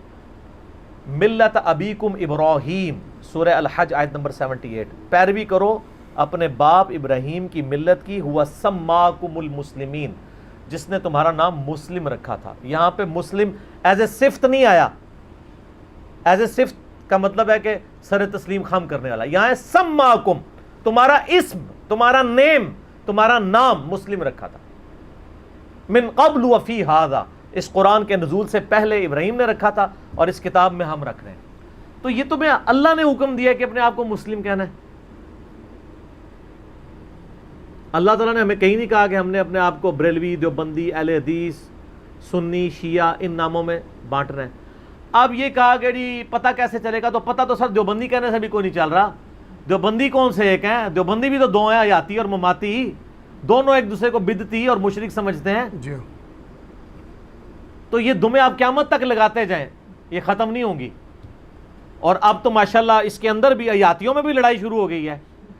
طارق جمیل حیاتی اور پارٹی ہے, الیاس گھومن حیاتی دوسری پارٹی ہے. وہ ایک دوسرے کے اوپر فتوی بازی کر رہے ہیں, آپ کے سامنے سوشل میڈیا پہ موجود ہے نا. گمراہ ایک دوسرے کو ڈکلیئر کر رہے ہیں. حیاتیوں میں بھی آگے حیاتی 1, حیاتی 2. تو یہی انجام ہوتا ہے دمیں لگانے کا. دمیں جب لگتی ہیں تو پھر ان دموں میں سے شاخیں نکلتی رہتی ہیں, کچھ اینڈ نہیں ہوتا. جی. قرآن نے ہمیں مسلم کے لانے کا حکم دیا ہے, اور قرآن حکیم میں آیا وَاعْتَصِمُوا بِحَبْلِ اللَّهِ جَمِيعًا وَلَا تَفَرَّقُوا, اللہ کی رسی یعنی قرآن کو مضبوطی سے تھام لو, آپس میں تفرقے میں مت بٹو. اور یہ سب سے سخت آیت سورۃ الانعام کی آیت نمبر 159 ہے. ان الذین فرقوا دینہم وکانوا شیعا, بے شک جن لوگوں نے اپنے دین میں فرقے بنا لیے اور گروہوں میں بٹ کے, لست منہم فی شیء, اے نبی علیہ السلام آپ کا ان سے کوئی تعلق نہیں ہے. انما امرہم الی اللہ, ان کا معاملہ اللہ کے سپرد ہے. ثم ینبئہم بما کانوا یفعلون, پھر اللہ ان کو بتا دے گا جو دنیا میں وہ کرتوت کیا کرتے تھے, کہ انہوں نے یہ فرقے بنائے, فرقہ واریت میں امت کو بانٹا. نبی صلی اللہ علیہ وآلہ وسلم نہ سنی تھے, نہ شیعہ تھے, نہ بریلوی تھے, نہ دیوبندی تھے, نہ اہل حدیث تھے. اچھا مجھے تم بتائیں کہ اگر آپ سے کوئی کافر آگے پوچھے کہ نبی علیہ السلام کیا تھے, مسلم, تو ان کی جرت ہوگی کوئی کہے نبی علیہ السلام بھی دیوبندی تھے؟ نہیں. تو سر اسی سے اندازہ لگا دیں کہ اس لفظ کی کتنی ورتھ رہ جاتی ہے. ختم. اور اگر وہ کہتا ہے نہیں اس زمانے میں مسلم کافی تھا تو اب ہمیں یہ نام لگانے پڑتے ہیں, تو وہ گورا آپ کو معصومانہ سوال اگلا کرے گا, اب لگانے پڑتے ہیں تو یقیناً آپ کے نبی یہ بتا کے گئے ہوں گے کہ ایک زمانہ آئے گا کہ مسلم کے ساتھ 50 دمیں اور لگانی پڑیں گی. تو وہ حدیث کس کتاب کے اندر لکھی ہوئی ہے؟ نہیں, کوئی. ہم بتا دیتے ہیں بخاری مسلم میں کہ قیامت تک مسلم لفظ ہی رہے گا. صحیح مسلم کے اندر حدیث موجود ہے کہ نبی علیہ السلام نے فرمایا کہ جب دجال کے خلاف قتال ہوگا نا حضرت عیسیٰ علیہ السلام کا, تو اگر کسی پتھر کے پیچھے یہودی چھپا ہوگا نا مسلمان سے لڑائی کرنے کے لیے, تو وہ پتھر بھی چیخ کے کہے گا جی. ایوہ المسلم, اے مسلم, میرے پیچھے یہودی ہے, اسے قتل کر دو. یعنی میدان جنگ کے اندر سوائے ایک درخت کے جو غرقد ہے, وہ یہودیوں کا درخت ہے, وہ یہودیوں کو پناہ دے گا, وہ بول کے نہیں کہے گا, جس کی کاشت اسرائیل میں بہت زیادہ ہو چکی ہے. میرا یوٹیوب پہ اس کے اوپر کلپ بھی موجود ہے. میں ایک معصومانہ سوال کرتا ہوں کہ قرب قیامت میں جب دجال آ جائے گا, اس وقت تو آپ کی ڈاکٹرائن کے مطابق تو اس پتھر کو کہنا چاہیے تھا اے حنفی دیوبندی بھائی, اے حنفی بریلوی بھائی. وہ تو کہہ رہا ہوگا ایوہ المسلم, اے مسلم. تو اس کا مطلب ہے دیوبندی بریلوی ختم ہو چکے ہوں گے اس وقت تک. اور آپ اگر یہی ہوگا, ادروائز آج کے بریلوی دیوبندی کو آپ مسلم کہہ کے پکاریں تو وہ آپ کو ایسے دیکھے گا جیسے پتہ نہیں آپ نے اس کو گالی دے دی ہے. آپ چیک کر لیں, میں آپ کو بتا دیتا ہوں. آپ کسی بریلویوں کی مسجد میں چلے جائیں اور اس کو جا کے پوچھیں یہ مسجد کس کی ہے, تو وہ کہیں گے بریلویوں کی. تو آپ جا کے بتائیں میں مسلم ہوں, وہ آگے سے کہا میں کافر ہوں, وہ اس لفظ سے چڑھے گا. تو اس سے آپ پھر معصومانہ سوال کریں کہ اگر تم واقعی مسلم ہو تو تمہیں بھی کہنا چاہیے تھا میں مسلم ہوں, فخر اسی پہ محسوس کرنا چاہیے تھا. جی. اچھا لیکن اسی مسجد میں آپ جا کے وہ پوچھیں کس کی مسجد, کہے گا بریلویوں کی, تو آپ کہیں کہ میں دیوبندی ہوں, وہ کہے گا ہاں جی دیوبندی بھی یہاں دیوبندیوں کی مسجدیں بھی ہیں، وہ خود آپ کو گائیڈ کرنا شروع کر دے گا، نہ اس کے ماتھے پہ بال آئے گا، نہ کوئی غصہ آئے گا، نہ وہ اپنے منہ کے ساتھ وہ باندھے گا جسے انگلش میں ڈاگ کہتے ہیں، جس کا ذکر سورۃ الاعراف کی آیت نمبر 175 میں علماء سو کی مثال اس کی دی گئی ہے، وہ نہیں باندھے گا اپنے منہ کے ساتھ کیونکہ اس کو نارمل لگے گا۔ تو جب ایک مسلم کو لفظ مسلم اور مسلمان اب نارمل لگنا شروع ہو جائے تو آپ سمجھ لیں کہ اس کو بیماری لگ گئی ہے۔ جیسے بیمار آدمی کو پکوڑے بھی کڑوے لگتے ہیں کیونکہ اس کے منہ کا ذائقہ خراب ہوا ہوتا ہے، ان کو مسلم لفظ بھی کڑوا لگتا ہے۔ یہی حال اہل حدیثوں کا بھی ہے، وہ بھی یہی کر رہے ہوتے ہیں۔ اہل حدیثوں سے پوچھیں کہ صحیح مسلم کے اندر حدیث ہے کہ ہر مسلمان ہر مسلم پہ ہفتے میں ایک دن غسل کرنا واجب ہے جس میں وہ اپنے جسم کا میل دور کرے، اور بخاری مسلم میں آتا ہے جمعے والے دن کرے گا تو افضل ہے، جمعے کے علاوہ بھی کسی دن کر سکتے ہیں۔ تو وہاں پہ یہ تو نہیں ہے کہ ہر بریلوی پہ، دیوبندی پہ، اہل حدیث پہ، شیعہ پہ، سنی پہ مسلم ہے۔ قرآن و حدیث کی تو ٹرم ہی مسلم اور مؤمن ہے، یہ ٹرمز ہی آپ نے خود بنا لی ہیں، اور پھر اس سے بڑا ظلم یہ ہے کہ مسجدوں کے باہر لکھا ہے اور فرقوں کے ناموں کے اوپر مسجدیں بانٹی ہیں، اور پھر باقاعدہ لکھ کے لگایا کہ یہاں پہ امام مسجد اس فرقے کا ہوگا، دوسرے کے علاوہ نہ کوئی تقریر کر سکتا ہے نہ نماز پڑھا سکتا ہے۔ کیوں؟ دوسرے کافر ہیں، وہ اندر سے یہی کہہ رہے ہوتے ہیں۔ تو میں ان کو وہی بات کروں گا، ما کان ابراہیم یہودیا ولا نصرانیا، ابراہیم علیہ السلام نہ تو یہودی تھے اور نہ نصرانی تھے۔ یہ آپ سے پہلے بھی ایک امت یہ کام ڈال چکی ہے، بنی اسرائیل۔ یہودی کہتے تھے ہم ابراہیمی ہیں، اور عیسائی کہتے تھے ہم ابراہیمی ہیں، جس طرح دیوبندی کہتے ہیں ہم حنفی ہیں اور بریلوی کہتے ہیں ہم حنفی ہیں۔ دیکھا؟ سنی کہتے ہیں ہم محب اہل بیت ہیں، شیعہ کہتے ہیں ہم محب اہل بیت ہیں۔ اللہ نے فرمایا نہ سے اسٹارٹ، ما کان ابراہیم یہودیا ولا نصرانیا، نہیں، ابراہیم نہ تو یہودی تھے نہ عیسائی تھے، ولیکن کان حنیفا مسلما، بلکہ وہ سب سے ٹوٹ کے ایک اللہ کے ہو گئے تھے اور وہ مسلم تھے۔ وما کان من المشرکین، اور وہ مشرکوں میں سے نہیں تھے۔ مجھے اپنے استاد کی بات یاد آ گئی، ڈاکٹر اسرار صاحب کی۔ وہ جب بھی آیت پڑھا کرتے تھے تو کہا کرتے تھے کہ محمد صلی اللہ علیہ وآلہ وسلم نہ سنی تھے نہ شیعہ تھے، بلکہ وہ ایک اللہ کے ہو گئے تھے، وہ مسلم تھے۔ وہ کہتے تھے اس کو اپنی امت کے اوپر بھی آپ ٹرانسلیٹ کریں، یہ اگلے امتوں کی داستانیں نہیں ہیں۔ ابراہیم علیہ السلام، کیونکہ ہم دین ابراہیمی کے اوپر ہے نا، نبی علیہ السلام کو اللہ تعالیٰ نے دین ابراہیم کی طرف گائیڈ کیا نا۔ قل اننی ہدانی ربی الی صراط مستقیم، اے نبی فرما دو میرے رب نے تو مجھے سیدھا راستہ دکھا دیا ہے، دینا قیما ملت ابراہیم حنیفا، یہ دین جو سیدھا ہے اور قائم ہے ابراہیم کی ملت کے اوپر، جو سب سے ٹوٹ کے ایک اللہ کے ہو گئے تھے۔ وما کان من المشرکین، اور وہ مشرک نہیں تھے۔ قل ان صلاتی و نسکی و محیای و مماتی للہ رب العالمین، اے نبی علیہ السلام فرما دیجئے بے شک میری نماز، میری قربانی، میرا جینا، میرا مرنا سب کچھ اللہ کے لیے۔ وَبِذَلِكَ أُمِرْتُ، اور مجھے اسی بات کا حکم دیا گیا، وَأَنَا أَوَّلُ الْمُسْلِمِينَ، کہ سب سے پہلے مسلم سر تسلیم خم کرنے والا میں بنوں، سب سے پہلا دیوبندی، بریلوی، اہل حدیث، شیعہ میں بنوں، یہ نہیں ہے۔ تو کرنے دیں ان کو، یہ جالیت سمجھتے ہیں، ان کی جالیت کھلے گی۔ 14واں پارہ سٹارٹ ہی اس سے ہوتا ہے، ربما یود الذین کفروا لو کانوا مسلمین، ایک وقت آئے گا کہ کافر تمنا کریں گے کاش ہم دنیا میں مسلم ہوتے۔ یہ تو کہتے ہیں نا، یہ تمنا کریں گے کاش ہم دیوبندی، بریلوی، اہل حدیث، شیعہ ہوتے۔ اللہ کہہ رہا ہے ایک وقت آئے گا قیامت کے دن تم کہو کہ میں مسلم ہوتا۔ تو سر اس دن سے پہلے نا آپ ہمارے ساتھ ہمنوا بن کے جھوم کے کہہ دیں، کیا نہ میں وابی نہ میں بابی، میں ہوں مسلم علمی کتابی۔ مسلم نام سے کیوں چڑھتے ہیں؟ اگر آپ کہتے نہیں میں مسلم ہوں تو آپ کو چڑھنا نہیں چاہیے۔ تو یہ آپ مثالیں دینی کہ جی آپ کے کوئی پوچھے تو آپ جناب یہ تو نہیں کہتے میں اس دنیا کا باشندہ ہوں، بلکہ اپنے شہر کا نام بتاتے ہیں۔ سر یہ تو معاملہ ہی اور ہے، یہاں تو نبی علیہ السلام نے، اللہ تعالیٰ نے حکم دیا ہے کہ اپنے آپ کو مسلمان کہنا ہے۔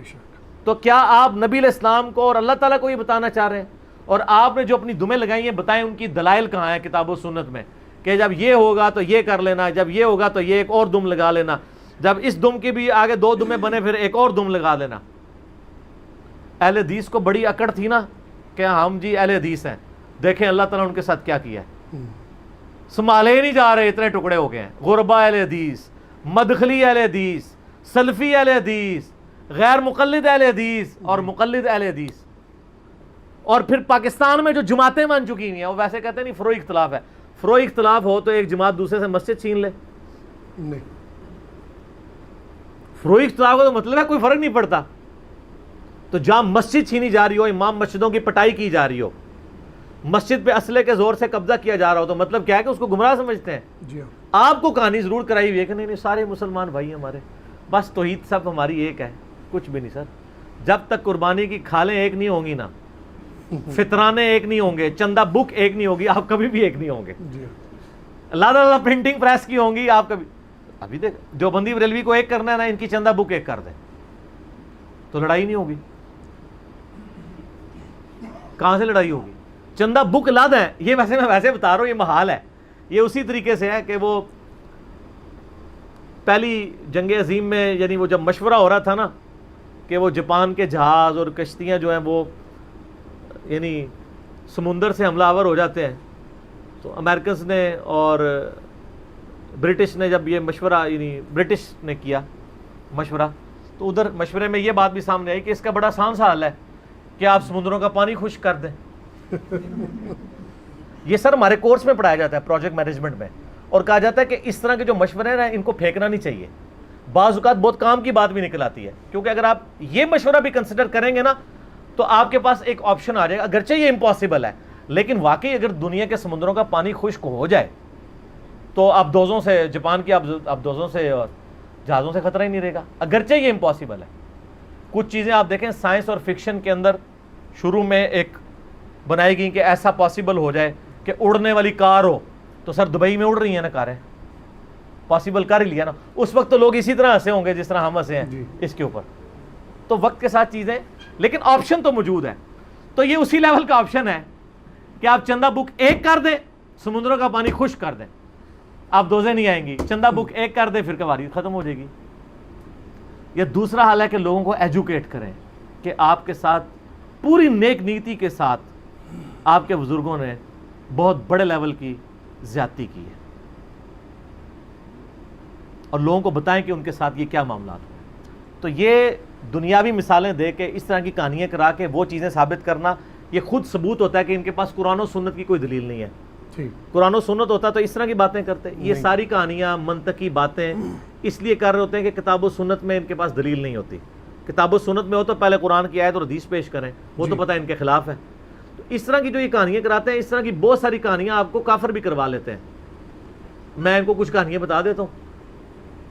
عیسائی مشنریز جو ہیں وہ آ کے مسلمانوں سے سوال کرتے ہیں, بتاؤ تمہارے نبی علیہ السلام فوت ہو گئے ہیں؟ مسلمان کہتے ہیں ہاں جی فوت ہو گئے ہیں.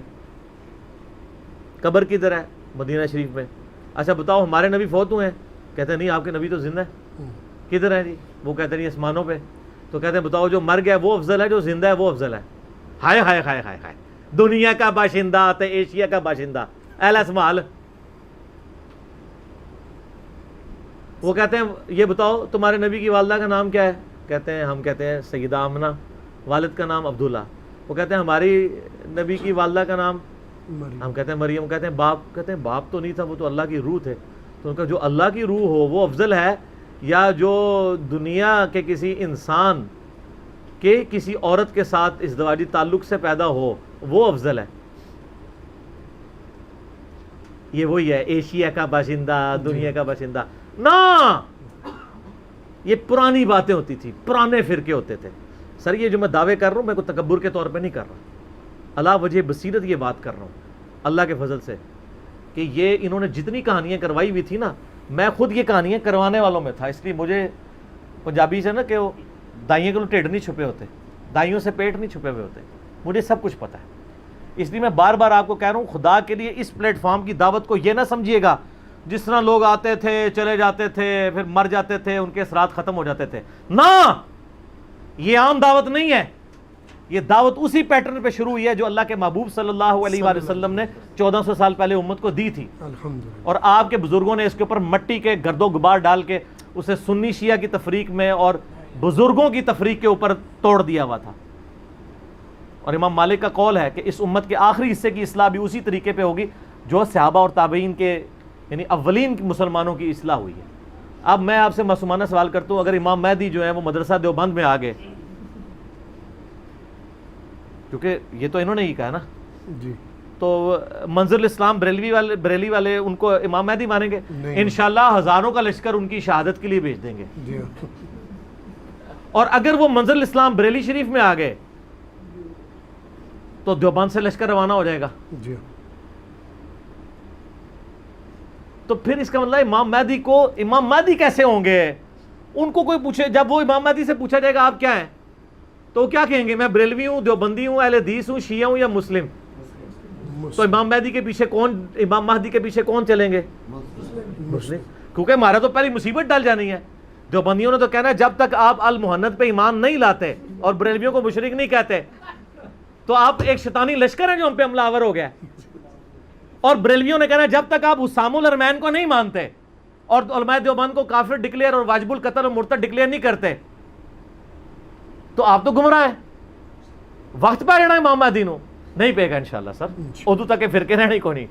اے ہون ہی تسی دیکھ لو کسی کمدے پہ نے ایک بندہ غریب آدمی صرف سموسا اور دودھ پتی پلاندا ہے لوگوں نو, اور پوری دنیا کسی مسجد میں چلے جائیں. میرا یہ چیلنج ہے سر, یہ کوئی متکبرانہ نہیں, کیونکہ اس کے اگینسٹ نہ میں نے چندہ بک ڈیمانڈ کرنی ہے, نہ بیعت لینی ہے, نہ اپنے ہاتھ چموانے ہیں. میں عاجزی کے ساتھ یہ بات کر رہا ہوں. دنیا کی کسی مسجد میں چلے جائیں اور اگر کوئی اردو سپیکنگ بیٹھا ہے اس سے پوچھیں انجینئر محمد علی مرزا کو جانتے ہیں؟ اگر نہ جانتا ہو تو مجھے دنیا کی اس مسجد کا نام ذرا بتا دیجیے گا, اچھا یا برا. یہ لگ ہے, میں نہیں کہتا اچھائی کے ساتھ. انڈیا کی مسجدوں میں جمعے پڑھائے جا رہے ہیں, نیپال میں, بھوٹان میں مصیبت پڑ گئی ہے. بلکہ وہ اگلے دن بندے کمنٹس کیے تھے کہ علماء کو پڑھنے ڈال دیا. پہلے تو علماء جو مرضی بیان کر جاتے تھے, اب لوگ سنتے ہیں یار یہ کیا بیان کی کہانی ہے, رانگ نمبر پی کے لوگوں نے. اب میں وہ بتاؤں ان کی ویڈیوز کے نیچے لکھا ہوتا ہے کہانیاں, پہلے لکھا ہوتا تھا سبحان اللہ, اب لکھا ہوتا ہے کہانی.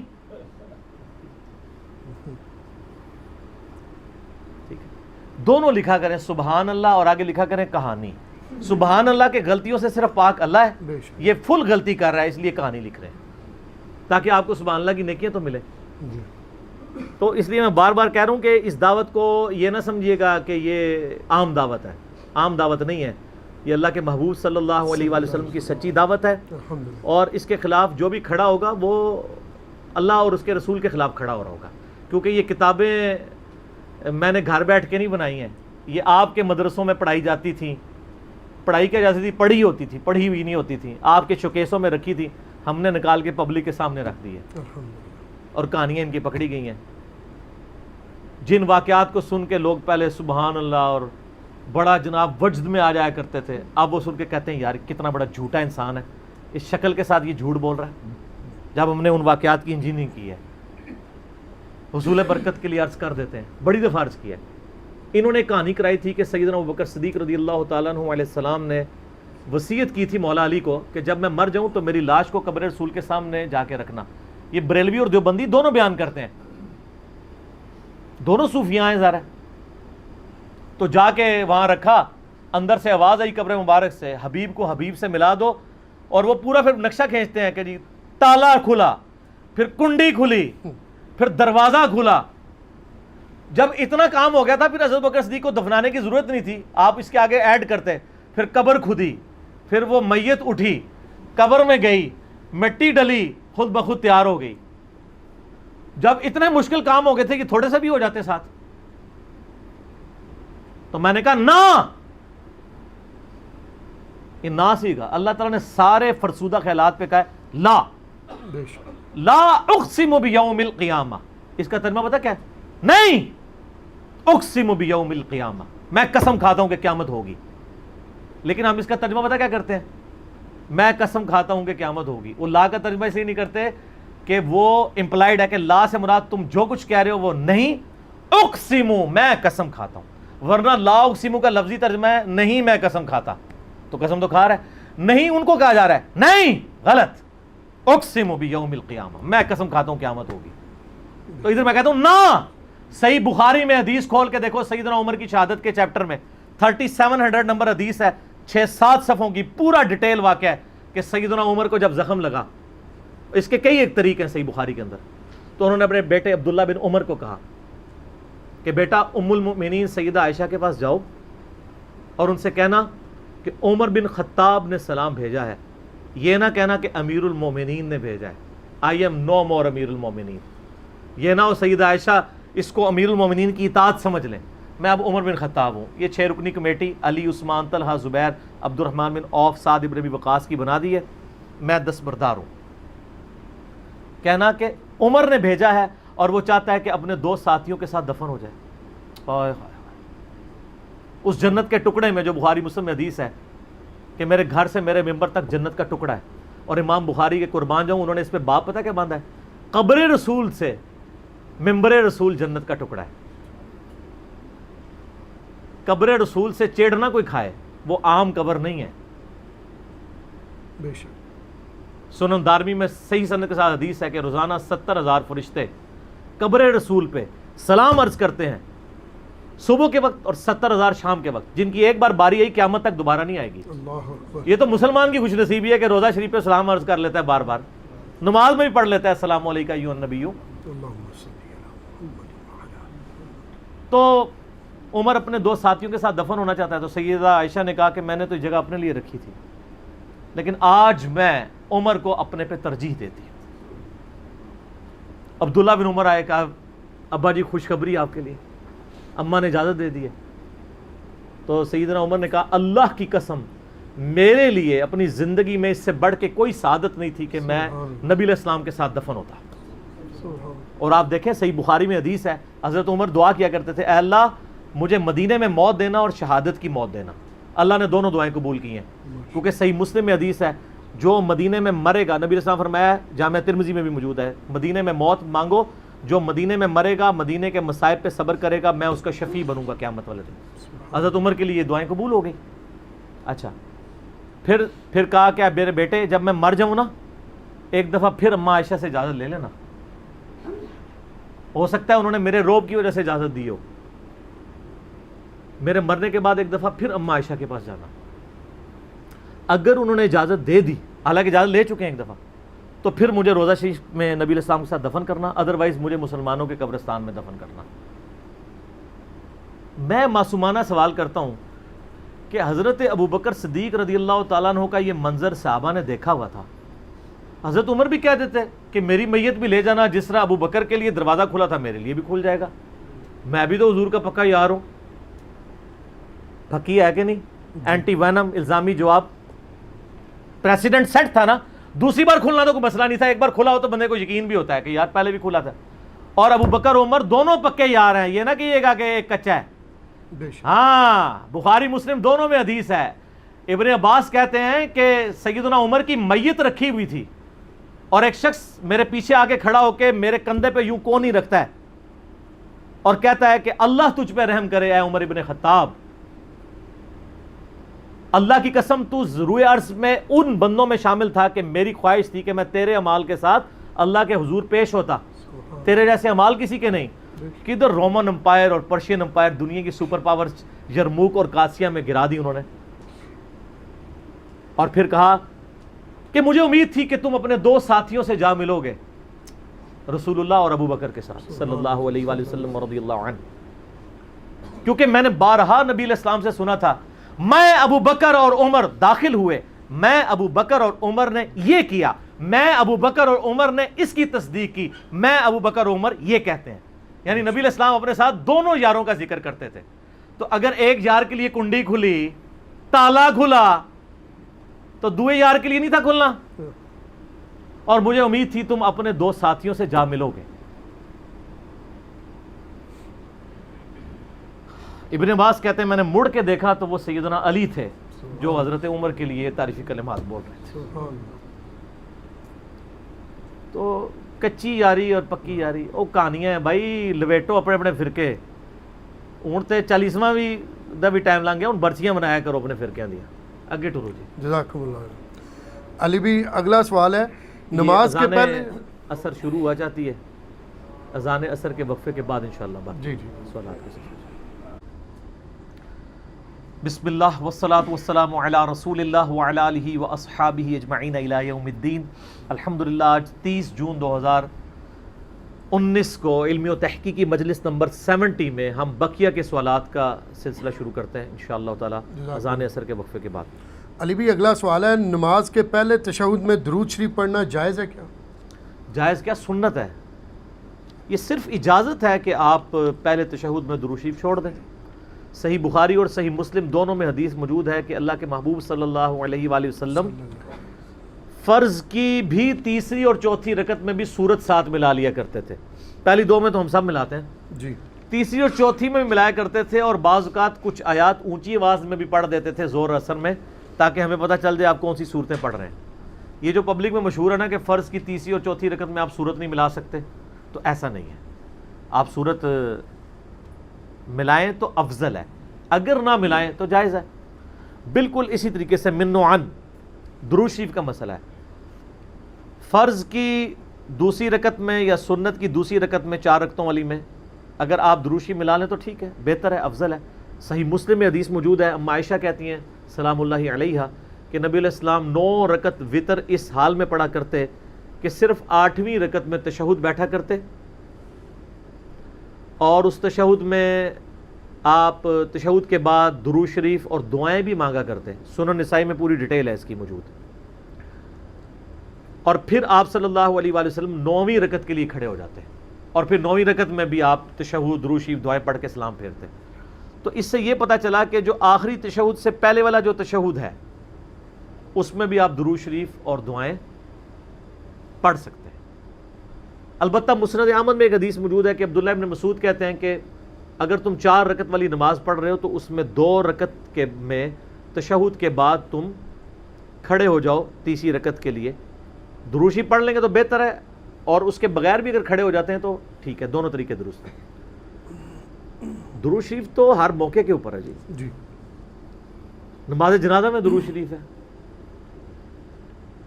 پہلی تکبیر میں سورۃ الفاتحہ اور سورت ہے، دوسری تکبیر کے بعد درود شریف، تیسری کے بعد دعا ہے، چوتھی کے بعد سلام ہے جی. یا چوتھی کے بعد بھی دعا مانگے، پھر 5ویں کے بعد سلام پھیر دیں. نماز وتر میں بھی صحیح ابن خزیمہ کے اندر، سنن نسائی کے اندر موجود ہے، نبی علیہ السلام دعائے قنوت کے بعد درود شریف پڑھا کرتے تھے.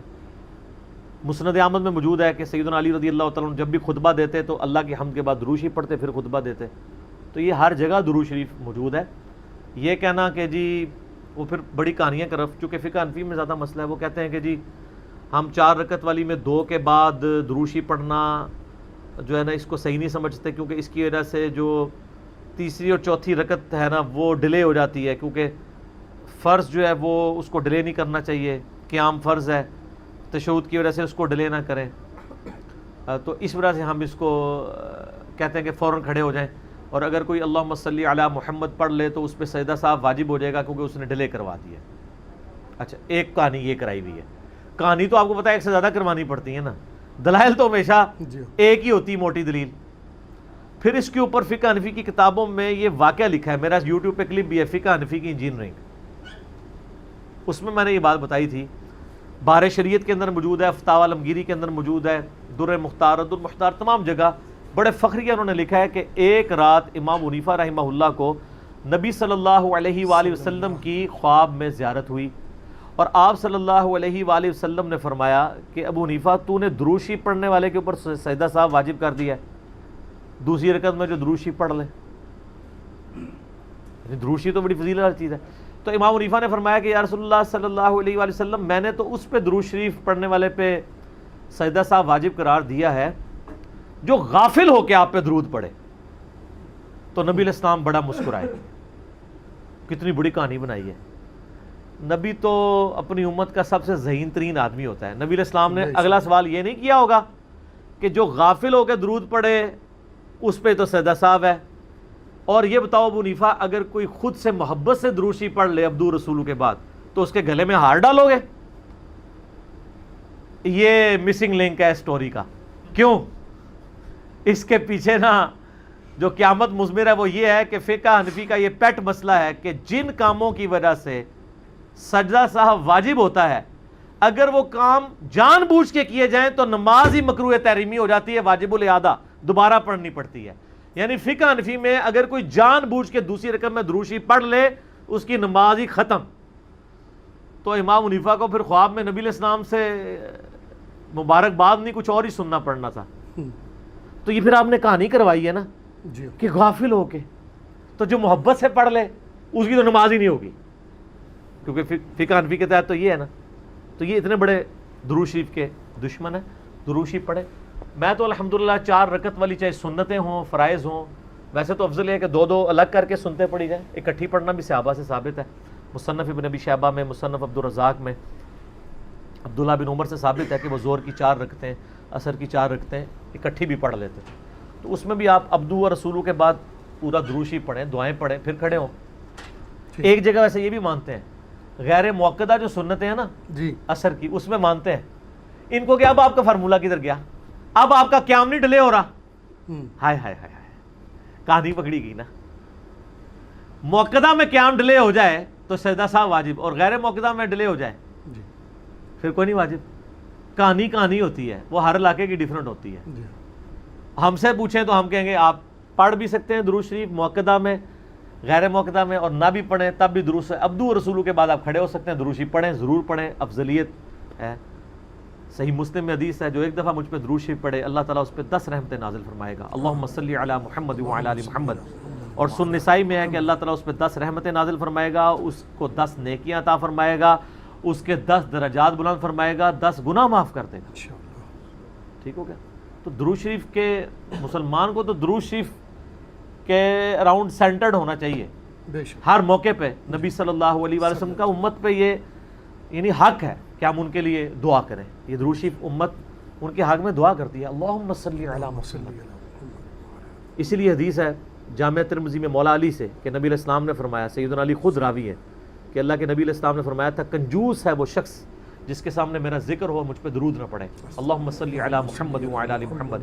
اور جامع ترمذی میں حدیث ہے مستدل الحاکم میں ڈیٹیل کے ساتھ ہے, نبی علیہ السلام ممبر کی پہلی سیڑھی پہ قدم رکھا فرمایا آمین, دوسری پہ رکھا فرمایا آمین, تیسری پہ رکھا آمین. صحابہ نے پوچھا آج آپ نے وہ عمل کیا جو پہلے کبھی نہیں کیا؟ تو فرمایا جبرائیل علیہ السلام آئے تھے, انہوں نے مجھ سے ریکویسٹ کی کہ آپ میری دعاؤں پہ آمین کہیں. پہلی دعا میں کر رہا ہوں کہ برباد ہو جائے وہ شخص جس کے سامنے آپ کا ذکر ہو اور آپ پہ درود نہ پڑے. اللہم صلی علی محمد وعلی آل محمد. میں نے کہا آمین. برباد ہو جائے وہ شخص جو ماں باپ دونوں یا دونوں میں سے ایک کو بڑھاپے میں پائے, ان کی خدمت کر کے جنت نہ کما سکے. میں نے کہا آمین.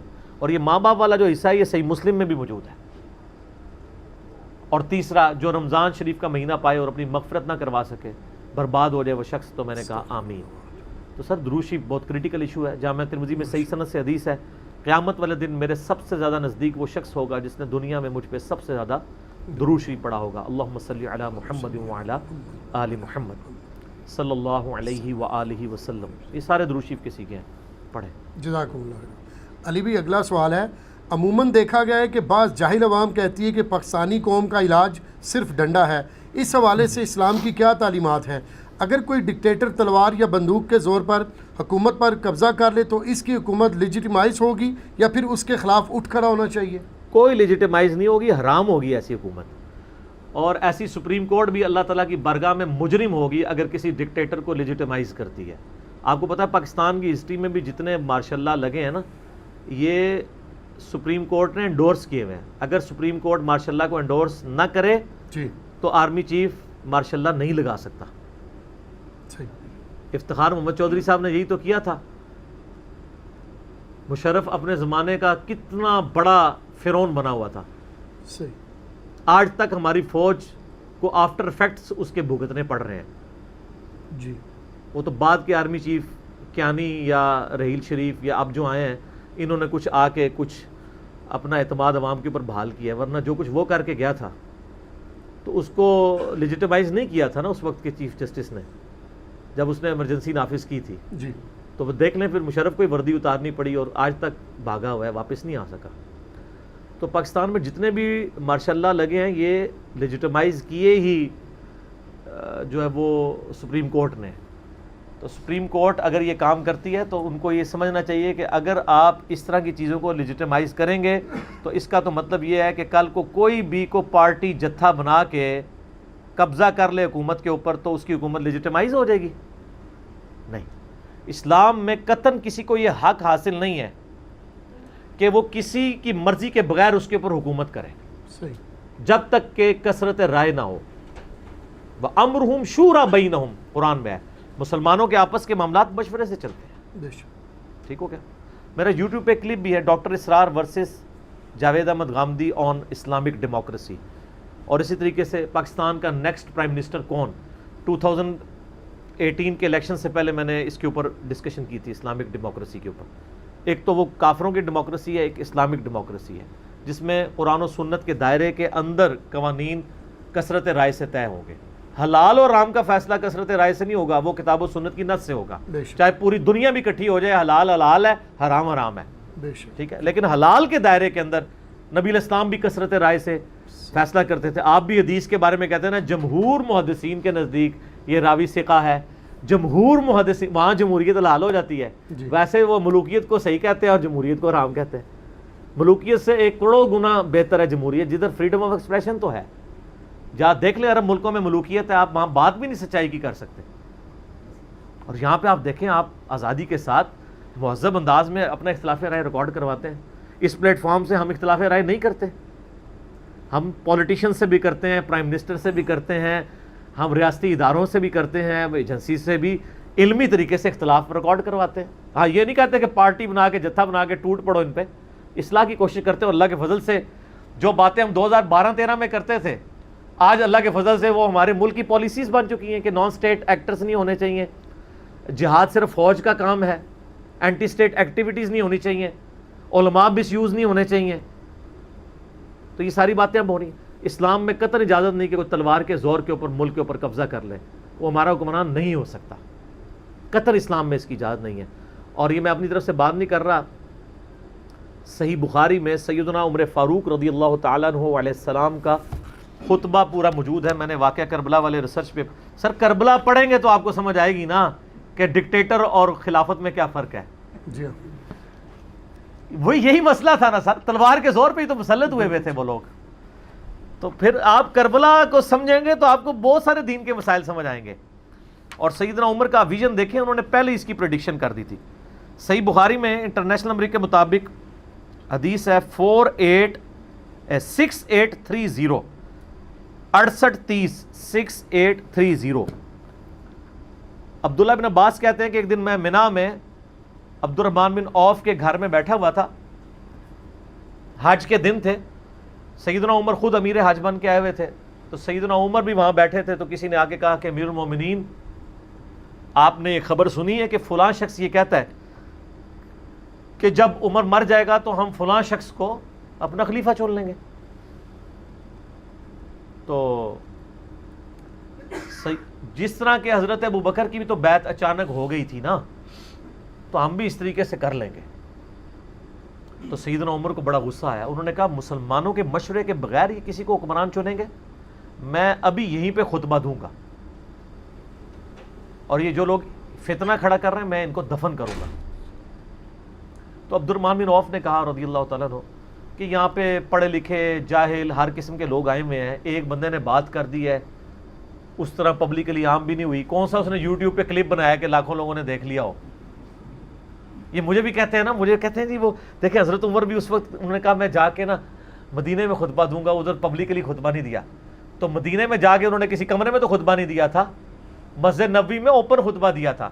اور میں آپ کو وثوق سے کہتا ہوں کہ اگر یہ یوٹیوب پہ کسی نے ویڈیو چڑھائی ہوتی نا، حضرت عمر امیر حج ہوتے اور اس وقت کسی نے ویڈیو چڑھائی ہوتی کہ عمر مر جائے تو ہم فلاں کو خلیفہ چن لیں گے، تو یوٹیوب پہ ہی حضرت عمر کا بیان آ جانا تھا، تیری رپلائی ٹو فلاں، ٹھیک ہے، بالکل۔ تو عبد الرحمن بن عوف نے کہا کہ ابھی تو اتنا ہم نہیں، جس طرح ہم بھی کہتے ہیں جو فتنہ عالمی نہ ہو ہم اس کا جواب نہیں دیتے، عالمی فتنے کا جواب دیں گے۔ تو آپ مدینہ شریف جا کے خطبہ دے دیجئے گا۔ تو عبداللہ بن عباس کہتے ہیں مدینہ شریف جب واپس آئے تو سیدنا عمر نے پہلا کام ہی خطبے والا کیا، کہتے ہیں میں بالکل ممبر کے ساتھ جڑا ہوا، حتیٰ کہ میرے گھٹنے حضرت عمر کے ممبر کے ساتھ ٹچ کر رہے تھے، اور میرے ساتھ سعید ابن زید حضرت عمر کے بہنوئی بیٹھے ہوئے تھے جو عشرہ مبشرہ میں سے ہیں، اور میں نے کہا سعید آج عمر نے جو خطبہ دینا ہے نا آج سے پہلے نہیں کبھی دیا ہوگا، اور وہ حضرت عمر کا آخری حاجی تھا، اس کے بعد ان کو حج نہیں نصیب ہوا، شہید ہو گئے۔ سیدنا عمر نے کہا کہ میں نے لوگوں کی یہ چیما گوئیاں سنی ہیں کہ عمر بڑھ گیا تو ہم فلاں کو خلیفہ چن لیں گے مسلمانوں کے مشورے کے بغیر. اللہ کی قسم مسلمانوں کے مشورے کے بغیر اگر تم کوئی حکمران اس طرح کا چنو گے تو اس کا انجام صرف قتل و غارت ہوگا. اور قطعاً ابو بکر کی خلافت سے پلی نہ لینا کہ زبردستی تلوار کے زور کے اوپر کسی کی حکومت کو لیجیٹیمائز کر دینا. حضرت ابو بکر کا معاملہ امت میں ایک یونیک معاملہ تھا اور اللہ تعالیٰ نے امت کو راضی بھی کر دیا اس کے اوپر. یعنی حضرت عمر نے کہا کہ اگرچہ حضرت ابو بکر کی جو خلافت تھی وہ اس طریقے سے تمام مسلمانوں کے مشورے سے طے نہیں ہوئی تھی، لیکن اس وقت ان کا کوئی کمپیٹیٹر بھی نہیں تھا. حتیٰ کہ سیدنا علی جو سب سے سوٹیبل پرسنالٹی تھے کمپیٹیٹر کے طور پہ، انہوں نے 6 مہینے بیعت نہیں کیا. اور صحیح بخاری اور مسلم دونوں میں آتا ہے حضرت ابو بکر کو حضرت فاطمہ کی وفات کے بعد بلایا انہوں نے. حضرت عمر نے کہا میں آپ کو اکیلے نہیں جانے دوں گا. ہائے ہائے، پھر ابو بکر تو ابو بکر ہے نا. انہوں نے کہا واللہ ہمیں رسول اللہ کے گھر والوں سے کسی شر کی امید نہیں ہے. حضرت عمر کو تھا کہ کہیں مطلب وہ گرفتاری نہ کروا دیں خفیہ طور پہ بلا کے. آج کل ہوتا ہے نا کسی کو بلایا ڈنر کے اوپر پکڑوا دیا، کوئی جیسی کے بندے ہی نہ بیٹھے ہوں ادھر. ان کا نہ وہ تو علی ہے، رسول اللہ کے گھر والے ہیں. اکیلے سیدنا ابو بکر کے. حضرت علی نے پہلی بات یہ کی کہ ابو بکر اللہ نے جو آپ کو ہم پہ فضیلت دی ہے ہم آپ سے حسد نہیں کرتے، لیکن رسول اللہ کے گھر والوں کے ہونے کے ناطے کیا آپ کا یہ فرض نہیں بنتا تھا کہ آپ ہمیں بھی خلافت کے مشورے میں شامل کرتے؟ حضرت بکر نے رونا شروع کر دیا. حضرت علی نے کہا بس. یعنی ایک بندے نے اپنی اس مس ہینڈلی کو ایکسیپٹ کر لیا جو سقیفہ بنی ساعدہ میں ہوئی تھی، اور ساتھ حضرت علی نے کہا مجھے کوئی حسد نہیں ہے، ٹھیک ہے. تو حضرت بکر نے کہا اللہ کی قسم مجھے رسول اللہ کے گھر والے اپنوں سے بڑھ کے عزیز ہیں.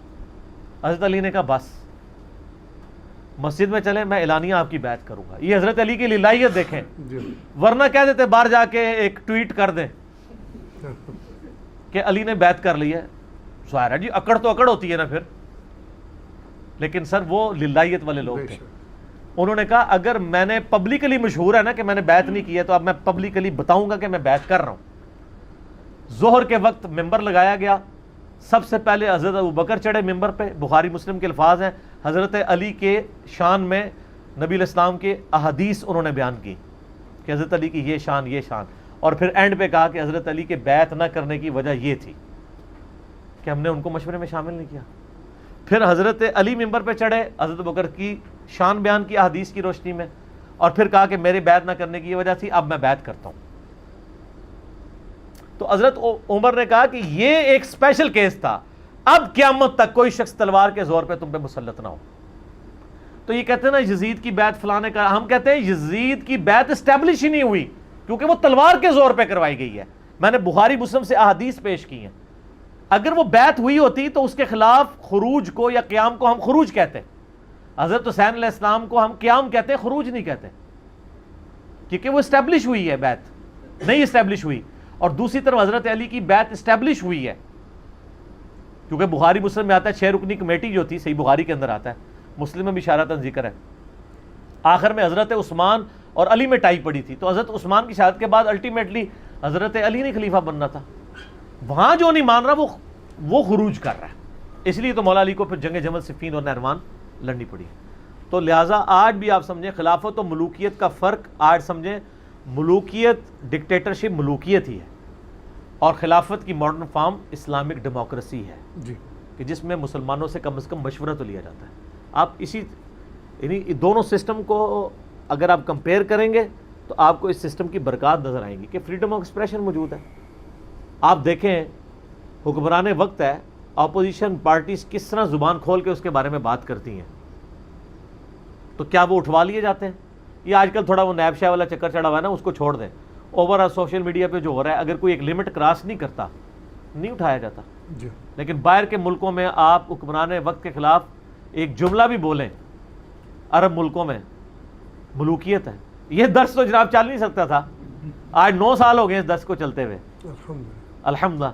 حتیٰ کہ وہاں سے ریال لانچ ہو رہے ہیں اس درس کو بند کروانے کے لیے. تو آپ کروا دیں بند، اب تو ضرورت ہی نہیں. جتنا کچھ تھا میں دستا ہے لوگوں کو، ہوں میرے کو کوئی شے نوی نہیں رہی ہے، وہی گلا مڑ مڑ کے ریپیٹ ہو رہی ہیں. ہاں اس کے اینگلز ڈیفرنٹ ہو جاتے ہیں.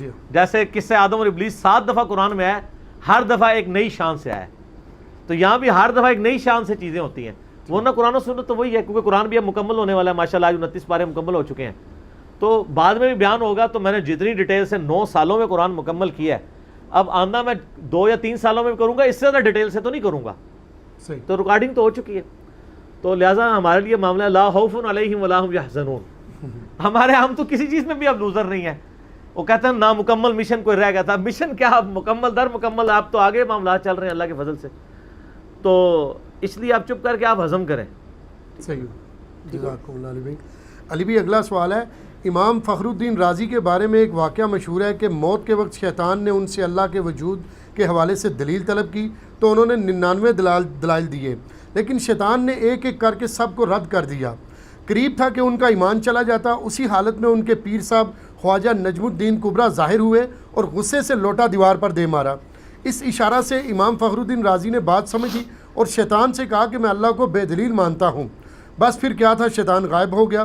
اس واقعہ کے کانٹیکس میں شہزاد بھائی ہمارے جو ساتھی ان کی طرف سے ریکویسٹ آئی ہے کہ انہوں نے گزشتہ جمعہ خطبہ میں ایک مولانا صاحب سے یہ واقعہ سنا. علی بھائی سے کہیں کہ اس واقعہ کی انجینئرنگ فرما دے. جزاکم اللہ. علی بھائی دے نے جیسا اس ٹائم نے واقعہ سن رہے ہیں جناب، خواجہ نجم الدین کبریٰ اور فخر الدین رازی کے بارے میں سب کہانیاں میرے بھائی.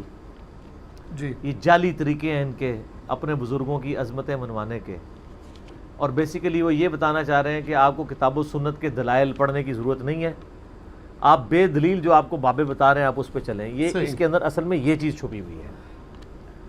اس کی انجینئرنگ میں پہلے تو یہ کرتا ہوں نا کہ شیطان جو ہے اس نے تو اللہ تعالیٰ کے دلائل نہیں مانے تھے، تو فخر الدین رازی کے دلائل اس نے کہاں سے ماننے تھے؟ اگر فخر الدین رازی کو یہ پتا تھا کہ یہ شیطان آیا ہے تو پہلے میں پیر صاحب سے کہوں گا کہ اتنا نکھٹو آپ کا شاگرد تھا کہ جس کو آپ نے یہ بنیادی بات ہی نہیں بتائی ہے کہ شیطان تو دلیل مانتے ہی نہیں ہے. جس طرح آپ قرآن و حدیث نہیں مانتے، جب پیش کرتے ہیں آپ کہتے ہیں ہمارے بزرگ یہ کرتے تھے، تو بہت بڑی ناکامی ہے. اور پھر آپ یعنی سینچری مکمل ہونے کے قریب پہنچے ہیں، وہ 99 دلائل دیکھیں نا کیسے. تو ان 99 دلائل کے دوران اگر نجم الدین کبریٰ کا وہ مرید سینچری بنائے بغیر ہی 50 سے پہلے ہی آؤٹ ہو جاتا، پھر بہت بڑا رسک لیا ہے نا انہوں نے، 99 تک جانے دیا. اور وہ غصے سے انہوں نے وہ کہتے ہیں لوٹا توڑ دیا. تو اس سے انہوں نے یہ سمجھا کہ برائے دلیل یہ غصہ ان کا شیطان پہ تھا یا اپنے مرید کے اوپر تھا، یا اپنے اوپر تھا کہ میں نے اس طرح کے مرید بنائے ہوئے ہیں. یہ میرے بھائی بالکل جھوٹ ہے، اس طرح کے کوئی واقعات نہیں ہیں. ان کو روایت کون کر رہا ہوتا ہے؟ یہ نجم الدین کبریٰ نے روایت کیا ہے یا فخر الدین رازی نے روایت کیا ہے یا مرنے کے بعد خواب میں کسی کو آ کے بتا کے گئے ہیں؟ یہ تو سر کچھ بھی نہیں ہے. احمد بریلوی صاحب نے ملفوظات میں ان سے کسی نے پوچھا کہ تقلید کیوں ضروری ہے؟ اب اس کے لیے تو قرآن حدیث کی کوئی دلیل نہیں. انہوں نے کہا اس لیے ضروری ہے کہ ایک امام مالک کا مقلد تھا، وہ جب مر گیا تو فرشتے سوال کرنے کے لیے اس کی قبر میں آ گئے. جب سوال کیا تو سوالوں کے جواب ہی نہیں آ رہے تھے، تو امام مالک قبر میں تشریف لے آئے اور امام مالک نے چپ کر کے کان میں اس کو بتایا کہ پہلے سوال دا ہے جواب ہی، دوسرے دا ہے یہ، تیسرے، تو بتا دیا تو وہ چھوٹ گیا. اس کی بھی میں انجینئرنگ کرتا ہوں کہ میرے بھائی جواب تو ہمیں پتہ ہے، زبان نہیں چلتی اصل میں. کس کو نہیں پتا اللہ میرا رب ہے؟ جی ہاں. تو امام مالک کان میں اس کو وہ بات بتائیں جو اس کو نہیں پتا. ہونا چاہیے تھا امام مالک کان کے قریب اس کی زبان پکڑ کے کھینچی اور اپنا لعاب دہن اس کے اوپر لگایا. تو اسی طریقے سے وہ جاری کرواتے ہیں نا، تو زبان چل پڑی. سر تھوڑے واقعات ٹھیک کریں، اب تھوڑا ٹیکنیکل دور ہے، ہم اس کی انجینئرنگ کرتے ہیں واقعات کی. ٹھیک ہے، کان میں بتانے سے کوئی جواب نہیں دے سکتا. جواب تو پتہ ہے، زبان نہیں چل رہی ہوتی. جیسا کہ قرآن حکیم میں آتا ہے اور بخاری مسلم میں بھی ذکر ہے کہ قیامت والے دن ان لوگوں کی کمر تختہ ہو جائے گی. جب حکم آئے گا وہ اللہ کی ساکھ کھولی جائے گی کہ سجدہ کرو، تو جو دنیا میں سجدہ کرتے تھے انہی کی کمر جھکے گی، دوسروں کی جھکی نہیں پائے گی. ٹھیک ہے، چاہے امام مالک بھی آگے کھڑے ہو جائیں، کچھ بھی نہیں ہونا. جنہیں نماز نہیں پڑھی نہیں. تو سر اس سے تو پھر یہ ثابت ہوتا ہے کہ ہمیں امام مالک کا مقلد ہونا چاہیے، کیونکہ امام حنیفہ کا تو کوئی اس طرح کا واقعہ رپورٹ نہیں ہوا کہ وہ قبر میں آ کے. یہ آپ قیاس ہی کریں گے نا، قیاس کا نمبر تو چوتھا ہے. پہلے کتاب اللہ، سنت، اجماع اور پھر اجتہاد آتا ہے. تو یہاں تو ایک سنت ہمیں یعنی عملی تواتر کے ساتھ جو یہ واقعہ بتا رہے ہیں اگر ہے یہ وہ موجود ہے تو مالکی ہونا چاہیے. لیکن مالکی ہوں گے تو رفع الیدین بھی کرنا پڑے گا آپ کو اور ہاتھ بھی چھوڑنے پڑیں گے. تو پھر بڑا مصیبت کھڑی ہو جائے گی. تو اس طرح کی انہوں نے کہانیاں ڈیوائز کی ہوتی ہیں. یہ واقعہ بالکل جعلی ہے. شیطان کے سامنے تو دلائل کوئی کارگر ہی نہیں ہے. اللہ تعالیٰ کے ساتھ اس نے بحث کی ہے, اپنی غلطیوں کی جسٹیفیکیشن دی ہے, بالکل صحیح. اس کے سامنے دلیل کارگر نہیں ہے. اور باقی یہ کہنا کہ ہم بغیر دلیل کے اللہ کو مانتے ہیں, یہ الزامی جواب تو ضرور ہو سکتا ہے, لیکن یہ علمی جواب اور کتاب و سنت کی تعلیمات کا جواب نہیں ہے. کیونکہ نبی صلی اللہ علیہ وآلہ وسلم کے بارے میں سورہ یوسف میں آیا, اے نبی تم فرما دو میں اور میرے اصحاب پوری بصیرت کے ساتھ اس دین کے اوپر ہیں, جاہلوں کی طرح نہیں ہے, ان پڑھوں کی طرح نہیں ہے, پوری بصیرت کے ساتھ. تو یہ تو نٹوریس چیز ہے. اب جن کے پاس علمی دلائل نہیں ہوتے نا, پھر وہ شعر سنائیں گے آپ کو, علمو بس کریو یار. تو قرآن تو یہ نہیں کہتا. قرآن تو اس کائنات کے امام کو کہتا ہے قر رب زدنی علما. اے نبی آپ بھی دعا کیا کریں کہ اے اللہ میرے علم میں اضافہ کر. فرشتوں نے جو آدم کو سجدہ کیا ہے, ان کی خوبصورتی پہ کیا ہے, نورانی شکل پہ کیا ہے, داڑھی کے اوپر کیا ہے, بزرگی پہ کیا ہے, کس کے اوپر کیا ہے؟ علم پہ, علم کے اوپر. اور رب زدنی علما. اور ہمارے نبی علیہ السلام کو کیا دعا کہ آپ بھی کہیں میرے علم میں اضافہ فرما دیں, میرے عشق و سرور وجدان میں کو نہیں, کیونکہ اس ٹائم الفاظ نہیں سنوندے بعض چاہے نے. قل هل يستوي الذين يعلمون والذين لا يعلمون انما يتذكر اولو الالباب. اے نبی اسلام فرما دیجئے بڑا علم والے اور بغیر علم والے برابر ہو سکتے ہیں؟ نصیحت تو نہیں حاصل کرتے مگر عقل والے. عشق دے چلے نہیں سر, عقل والے. تو بیسیکلی وہ یہ بتانا چاہ رہے ہوتے ہیں کہ چپ کر کے جدھر لگے ہوئے ہو نا لگے رہو, انشاءاللہ تعالیٰ بزرگ جس طرح کہہ رہے ہیں وہ اس کے مطابق آپ کے معاملات سیدھے ہو جائیں گے. اور بزرگ بھی آپ کے فرقے کے ہونے چاہیے.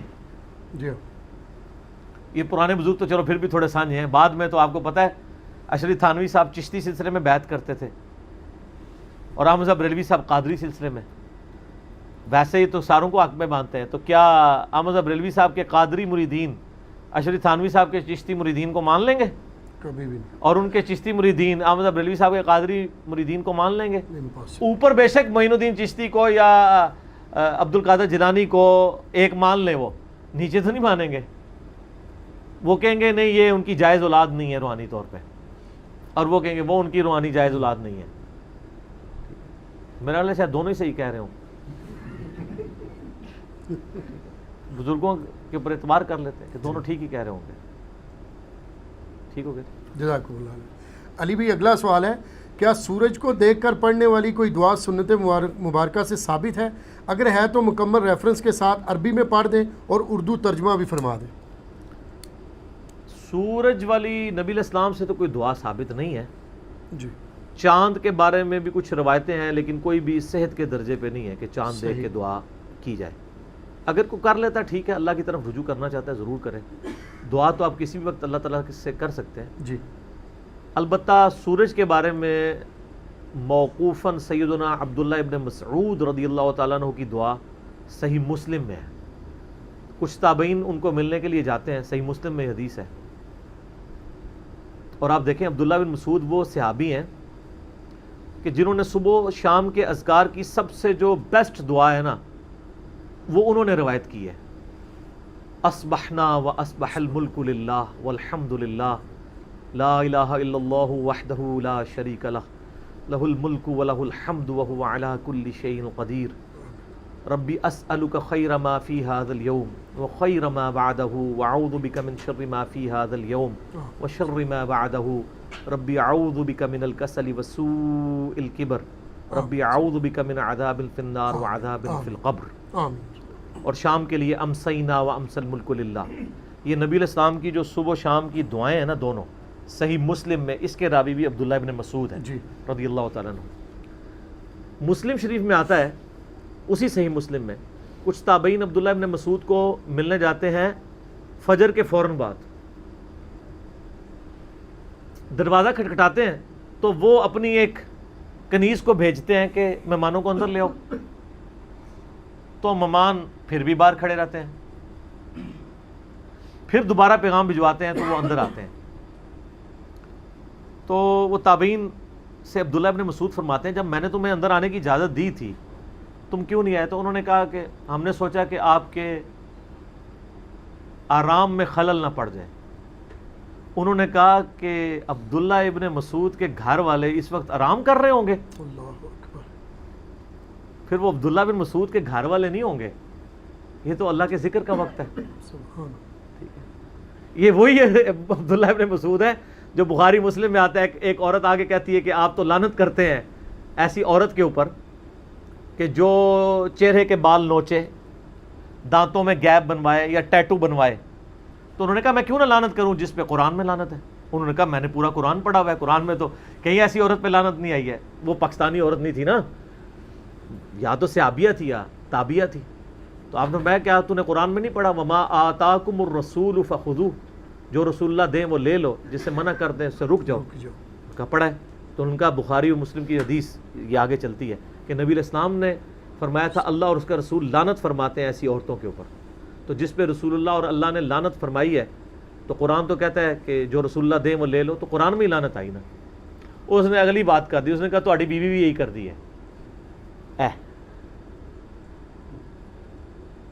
تو انہوں نے فرمایا جاؤ دیکھ لو اندر جا کے۔ وہ اندر گئی تو واپس آ کے کہا کہ نہیں ایویں سونی سنائی گلاں سن، یہ تہاڈے خلاف کلپ جہاں ایویں چڑھیا ہوا سی، جھوٹا الزام تھا۔ تو انہوں نے پھر فرمایا کہ اگر وہ ایسا کرتی ہوتی پھر عبداللہ ابن مسعود کی بیوی نہ ہوتی۔ بھئی انہوں نے کلمہ پڑھا تھا، وہ صرف اللہ رسول کو ماننے والے نہیں تھے، اللہ رسول کی ماننے والے بھی تھے۔ تو مسلم شریف کی اس حدیث پہ واپس آ جائیں، ابن مسعود نے کہا کہ وہ پھر ابن مسعود کے گھر والے تو نہ ہوتے جو اس ٹائم سوئے ہوئے ہوتے۔ تو وہ کہتے ہیں کہ وہ پھر ہم بیٹھ گئے تو عبداللہ بن مسعود پھر ذکر اذکار کرنا شروع ہو گئے، تسبیحات پڑھنا شروع ہو گئے۔ پھر تھوڑی دیر بعد انہوں نے اپنی کنیز کو کہا کہ باہر جا کے دیکھو سورج نکلا ہے باہر۔ تو وہ آئی تو اس نے کہا کہ نہیں ابھی سورج نہیں نکلا۔ پھر وہ تسبیحات میں مشغول ہو گئے۔ پھر تھوڑی دیر بعد انہوں نے بھیجا تو کنیز نے کہا کہ ہاں سورج نکل آیا ہے، یعنی اشراق کے ٹائم کا وقت ہو گیا۔ تو وہاں پہ مسلم شریف کے الفاظ ہیں، عبداللہ ابن مسعود نے دعا پڑھی، الحمدللہ الذی اقالنا یومنا ھذا ولم یہلکنا بذنوبنا۔ الحمدللہ الذی اقالنا، یہ قاف کینچی والا ہے۔ تمام تعریفیں اس اللہ کے لیے ہیں جس نے مجھے آج کے دن تک کے لیے ہمیں باقی رکھا زندہ، یعنی مرنے کے بعد اٹھا لیا، یعنی نیند موت کی بہن ہے نا، اسی لیے بخاری میں آتا ہے نبی علیہ السلام سوتے وقت کیا دعا پڑھتے تھے؟ اللہم بسمی کا اموت و احیا، اسمی کا بھی ٹھیک ہے بسمی کا بھی ٹھیک ہے، اے اللہ میں تیرے نام پہ جیتا اور مرتا ہوں۔ اور بخاری میں ہی آتا ہے صبح اٹھ کے کیا دعا پڑھتے تھے؟ الحمدللہ الذی احیانا بعد ما اماتنا و الیہ النشور۔ تمام تعریفیں اس اللہ کے لیے جس نے مرنے کے بعد جو دوبارہ زندہ کر لیا اور اسی کی طرف ہمیں پلٹنا ہے۔ تو یہاں پہ عبداللہ ابن مسعود نے کیا دعا کی؟ الحمدللہ الذی اقالنا یومنا ھذا، تمام تعریفیں اس اللہ کے لیے ہیں جس نے آج کے دن کے لیے ہمیں زندہ باقی رکھا، ولم یہلکنا بذنوبنا، اور ہمارے گناہوں کے سبب ہمیں ہلاک نہیں کر دیا، ایک زندگی کا اور دن ہمیں دے دیا۔ یہ میں جب ایف ایس سی میں پڑھتا تھا نا، اس وقت ہم دعوت اسلامی میں تھے نا، اس وقت ہمیں یہ دعا یاد کروائی گئی تھی۔ اس وقت تو ہمیں نہیں پتا تھا یہ مسلم شریف میں لکھی ہوئی ہے، وہ تو بہت بعد میں پھر پتہ چلا۔ بہرحال یہ دعا کوشش ہوتی ہے جب بھی سورج کو دیکھیں تو یہ دعا مانگا کریں کہ آج ایک اور دن مجھے مل گیا۔ الحمدللہ الذی اقالنا یومنا، تمام تعریفیں اس اللہ کے لیے ہیں جس نے آج کے دن کے لیے ہمیں باقی رکھا، ولم یہلکنا بذنوبنا، اور ہمیں ہلاک نہیں کیا ہمارے گناہوں کے سبب۔ آپ اردو میں بے شک پڑھ لیں، اسلام 360 میں جا کے آپ لکھ لیں تو یہ آ جائے گا، اقالنا یومنا ھذا، کوئی بھی لفظ لکھ دیں، اقالنا الف قاف الف اقالنا لام نون الف قاف کینچی والا، تو یہ دعا انشاءاللہ تعالیٰ کھل جائے گی۔ یہ دعا یاد کریں، یہ حضرت عبداللہ ابن مسعود نے روایت کی ہے اپنے ریفرنس سے، چونکہ حدیث موقوف ہے، نبی علیہ السلام نے یا تو تعلیم کی ہوگی، اگر نہیں بھی کی ہوگی، اگر صحابی سے کوئی دعا ثابت ہو جائے تو اس دعا کو اسی طریقے سے لیا جاتا ہے۔ ٹھیک ہے، کیونکہ ظاہر نبی علیہ السلام ہی ان کا سورس آف نالج ہیں، پھر وہ اللہ کے مقبول بندے ہیں، ان کی دعائیں جو ہیں وہ امت کے لیے حجت ہیں۔ حجت ہیں تو امام مسلم نے نقل کی ہے نا، ورنہ تو اس کو دعا کے طور پہ نقل نہ کیا جاتا ابن مسعود رضی اللہ تعالیٰ عنہ کے حوالے سے۔ اسی طریقے سے دیکھیں نا صحیح بخاری میں سیدنا عمر کی دعا ہے، اے اللہ مجھے مدینے میں موت دینا اور شہادت کی موت دینا. نبی علیہ السلام نے یہ دعا نہیں تعلیم کی، لیکن آپ کی حدیث مسلم شریف میں ہے کہ جو مدینے کے مصائب پر صبر کرے گا میں اس کا شفیع بنوں گا قیامت والے دن. اور ترمذی میں حدیث ہے مدینے میں موت مانگو، جو مدینے میں مرے گا قیامت کے دن میں اس کی شفاعت کروں گا. تو ان حدیثوں کو جوڑ لیں تو پھر حضرت عمر نے دعا خود بنا لی، اے اللہ مجھے اپنے نبی علیہ السلام کے شہر میں موت دینا اور شہادت کی موت دینا. تو آپ اس طرح دعائیں مانگ سکتے ہیں، دعا آپ کوئی بھی مانگ سکتے ہیں، اس میں کوئی حرج نہیں. اردو میں بھی عربی میں بھی جس طرح مرضی دعا مانگیں. جو محال چیزیں نہ ہوں وہ آپ نہیں مانگ سکتے. آپ یعنی اگر کوئی یہ کہتا ہے یا اللہ میرا سارا گھر سونے کا بنا دے، تو یہ دعا نہیں مانگنی چاہیے. یا میرے مرے ہوئے ماں باپ کو زندہ کر دے، یہ دعا نہیں، یہ محال دعائیں ہیں، اس طرح کی دعائیں نہیں. باقی جو پاسبلٹیز ہیں وہ آپ ضرور مانگیں. ایون میرا تو موقف ہے جو ضعیف روایتوں میں دعائیں آتی ہیں نا، اگر ان میں الفاظ ٹھیک ہیں نا تو مانگتے رہیں. ایون جو جن صورتوں کے فضائل ضعیف احادیث میں آتے ہیں وہ صورتیں آپ پڑھتے رہے اگر آپ کی روٹین میں، کیونکہ اگر وہ فضیلت نہ بھی ملی، قرآن پڑھنے کی اپنی تو فضیلت ہے نا. جامع ترمذی میں حدیث ہے جس نے قرآن کا ایک حرف پڑھا اسے 10 نیکیاں ملیں گی. اور میں نہیں کہتا کہ الف لام میم ایک حرف ہے، بلکہ الف ایک حرف، لام ایک حرف اور میم ایک حرف ہے، 30 نیکیاں ملیں گی. ٹھیک ہو گیا؟ تو وہ ثواب تو ضائع نہ کریں آپ. جزاکم اللہ علی. علی بھی اگلا سوال ہے، نماز جنازہ میں اہل سنت کے ہاں 4 تکبیرات پڑھی جاتی ہیں جبکہ اہل تشیع کے ہاں 5 تکبیرات پڑھی جاتی ہیں، دونوں میں سے کون سا طریقہ سنت مبارکہ ہے؟ دونوں ہی سنت ہیں. اہل سنت کے ہاں صرف دیوبند اور بریلوی کے ہاں 4 پڑھی جاتی ہیں، اہل حدیث تو دونوں سنتوں پہ عمل کرتے ہیں. میں نے خود مولانا اسحاق صاحب رحمہ اللہ کا جنازہ پڑھا اور شیخ زبیر لذیذ صاحب رحمہ اللہ کا، اپنے دونوں استادوں کا، بزرگوں کا، ہمارے بھی بزرگ ہیں. تو ان دونوں کے جنازوں پہ 5 تکبیرات پڑھی گئی تھی اور ساتھ اناؤنسمنٹ ہوئی تھی کہ انہوں نے یہ نصیحت کی تھی کہ 5 تکبیرات پڑھنی ہے اور سلام ایک طرف پھیرنا ہے، دائیں طرف، جو سنت طریقہ ہے. صحیح بخاری میں موجود ہے کہ نبی علیہ السلام نے نجاشی کا جنازہ پڑھا تھا، اس پہ 4 تکبیرات کہی تھی. صحیح مسلم میں ہے، زید بن ارقم کہتے ہیں کہ ہم نے نبی علیہ السلام کے پیچھے جنازہ پڑھا، آپ نے 4 تکبیرات کہیں، اور ایک دفعہ ہم نے جنازہ پڑھا تو آپ علیہ السلام نے 5 تکبیرات کہیں. صحیح مسلم میں موجود ہے. اہل تشیع ہمیشہ 5 کہتے ہیں، 5 بھی ٹھیک ہے، 4 بھی ٹھیک ہے، بدل بدل کے دینی چاہیے، کبھی 5 پڑھ لیں کبھی 4، دونوں طریقے ثابت ہیں. اور اس میں جو 5ویں تکبیر ہوگی نا، اس میں پھر 5ویں کے بعد سلام پھیرا جائے گا، چوتھی کے بعد سلام نہیں ہوگا، چوتھی کے بعد پھر دعائیں مانگی جائیں گی. جی، یہ اس کا یعنی طریقہ کار ہوگا. پہلی تکبیر کے بعد سورۃ الفاتحہ. جنازے میں ثنا والی روایت کمزور ہے. جنازے میں آپ نے پہلی تکبیر کے بعد سورہ فاتحہ پڑھنی ہوتی ہے اور ساتھ ایک سورت ملانی ہوتی ہے. دوسری تکبیر کے بعد آپ نے درود شریف پڑھنا ہوتا ہے، اس پہ تو خیر اجماع ہے. تیسری تکبیر کے بعد میت کے لیے، حاضر میت کے لیے دعا کرنی ہوتی ہے، اس پہ بھی اجماع ہے. چوتھی تکبیر کے بعد آپ نے سلام پھیرنا ہوتا ہے.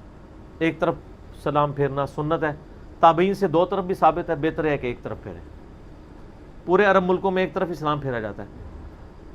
اور اگر چوتھی کے بعد آپ دوبارہ دعائیں مانگ سکتے ہیں مزید، پھر 5ویں کے بعد آپ سلام پھیر دیں. آپ کو ایک مزے کی بات بتاؤں، اگلے دن میرے ایک دوست مجھے ملنے کے لیے آئے، تو وہ پہلے کٹر دیوبندی تھے، آہستہ آہستہ دعوت کی وجہ سے ریورٹ ہوئے. انہوں نے بڑی مزے کی بات سنائی. وہ کہنے لگے میرا ایک دیوبندی دوست تھا، تو مجھے کہتا تمہیں علی نے گمراہ کر دیا، یہ کر دیا، وہ کر دیا. تو کہتا کہ ہوا یہ کہ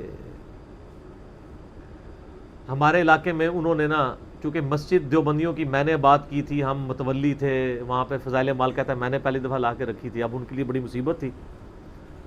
تو کہتے میں اپنے علاقے میں جب واپس گیا تو انہوں نے 1 مہینہ پہلے ہی نا، ایک کراچی میں کوئی دیوبندی مفتی تھا مناظر، اس کو کہا کہ تم 1 مہینہ تیاری کر لو، تمہارا مناظرہ کرانا ہے. وہ مناظرہ ایک سکول ٹیچر کے ساتھ، وہ بھی سائنس ٹیچر، عربی کا ٹیچر نہیں، سائنس کا ٹیچر. تو لیکن جو ہمارے لیکچرز دیکھتا ہو تو اس کو انجینئرنگ بھی آ جاتی ہے. وہ کہتے ہیں نہیں، 1 مہینے کے بعد خیر کہتے ہیں میں نے اپنے پوری مسجد کمیٹی کو، امام مسجد کو، اپنے لوگوں کو بٹھایا، وہ بھی پوری تیاری کر کے آئے، ان کو تو پتہ نہیں تھا آگے ہونے کیا والا ہے. تو کہتے ہیں میں نے ان سے کہا کہ یہ بتائیے کہ ہماری جو اب گفتگو یا مناظرہ یا مجادلہ جو کچھ بھی ہوگا اس کی بنیاد کس کے اوپر ہونی چاہیے؟ اہل سنت کے منہج پہ؟ انہوں نے کہا ہاں جی. تو ان کا مولانا صاحب میں تو ہوں جاہل, مجھے تو عربی بھی نہیں آتی, تو آپ تو عالم دین ہیں, تو میں آپ کے سامنے اہل سنت کا منہج بیان کرتا ہوں اور بریکٹ کے اندر جو میں نے انجینئر صاحب کی ویڈیو سے سیکھا ہے. تو آپ اگر میں غلط بولوں آپ نے کہہ دینا غلط ہے, اگر میں صحیح بولوں تو آپ نے تصدیق کرنی, ان کا ہاں جی بیان کرو. اس کو تو پتہ ہی نہیں تھا کہ وہ وہی بولے گا جو ہے. ان کا جی سب سے پہلے کتاب اللہ سے مسئلہ دیکھیں گے, اس کے بعد سنت سے, سنت سے نہ ملے تو اجماع امت سے, اور اجماع سے نہ ملے تو قیاس کریں گے. اس کی تو بادشاہی کھل گئی.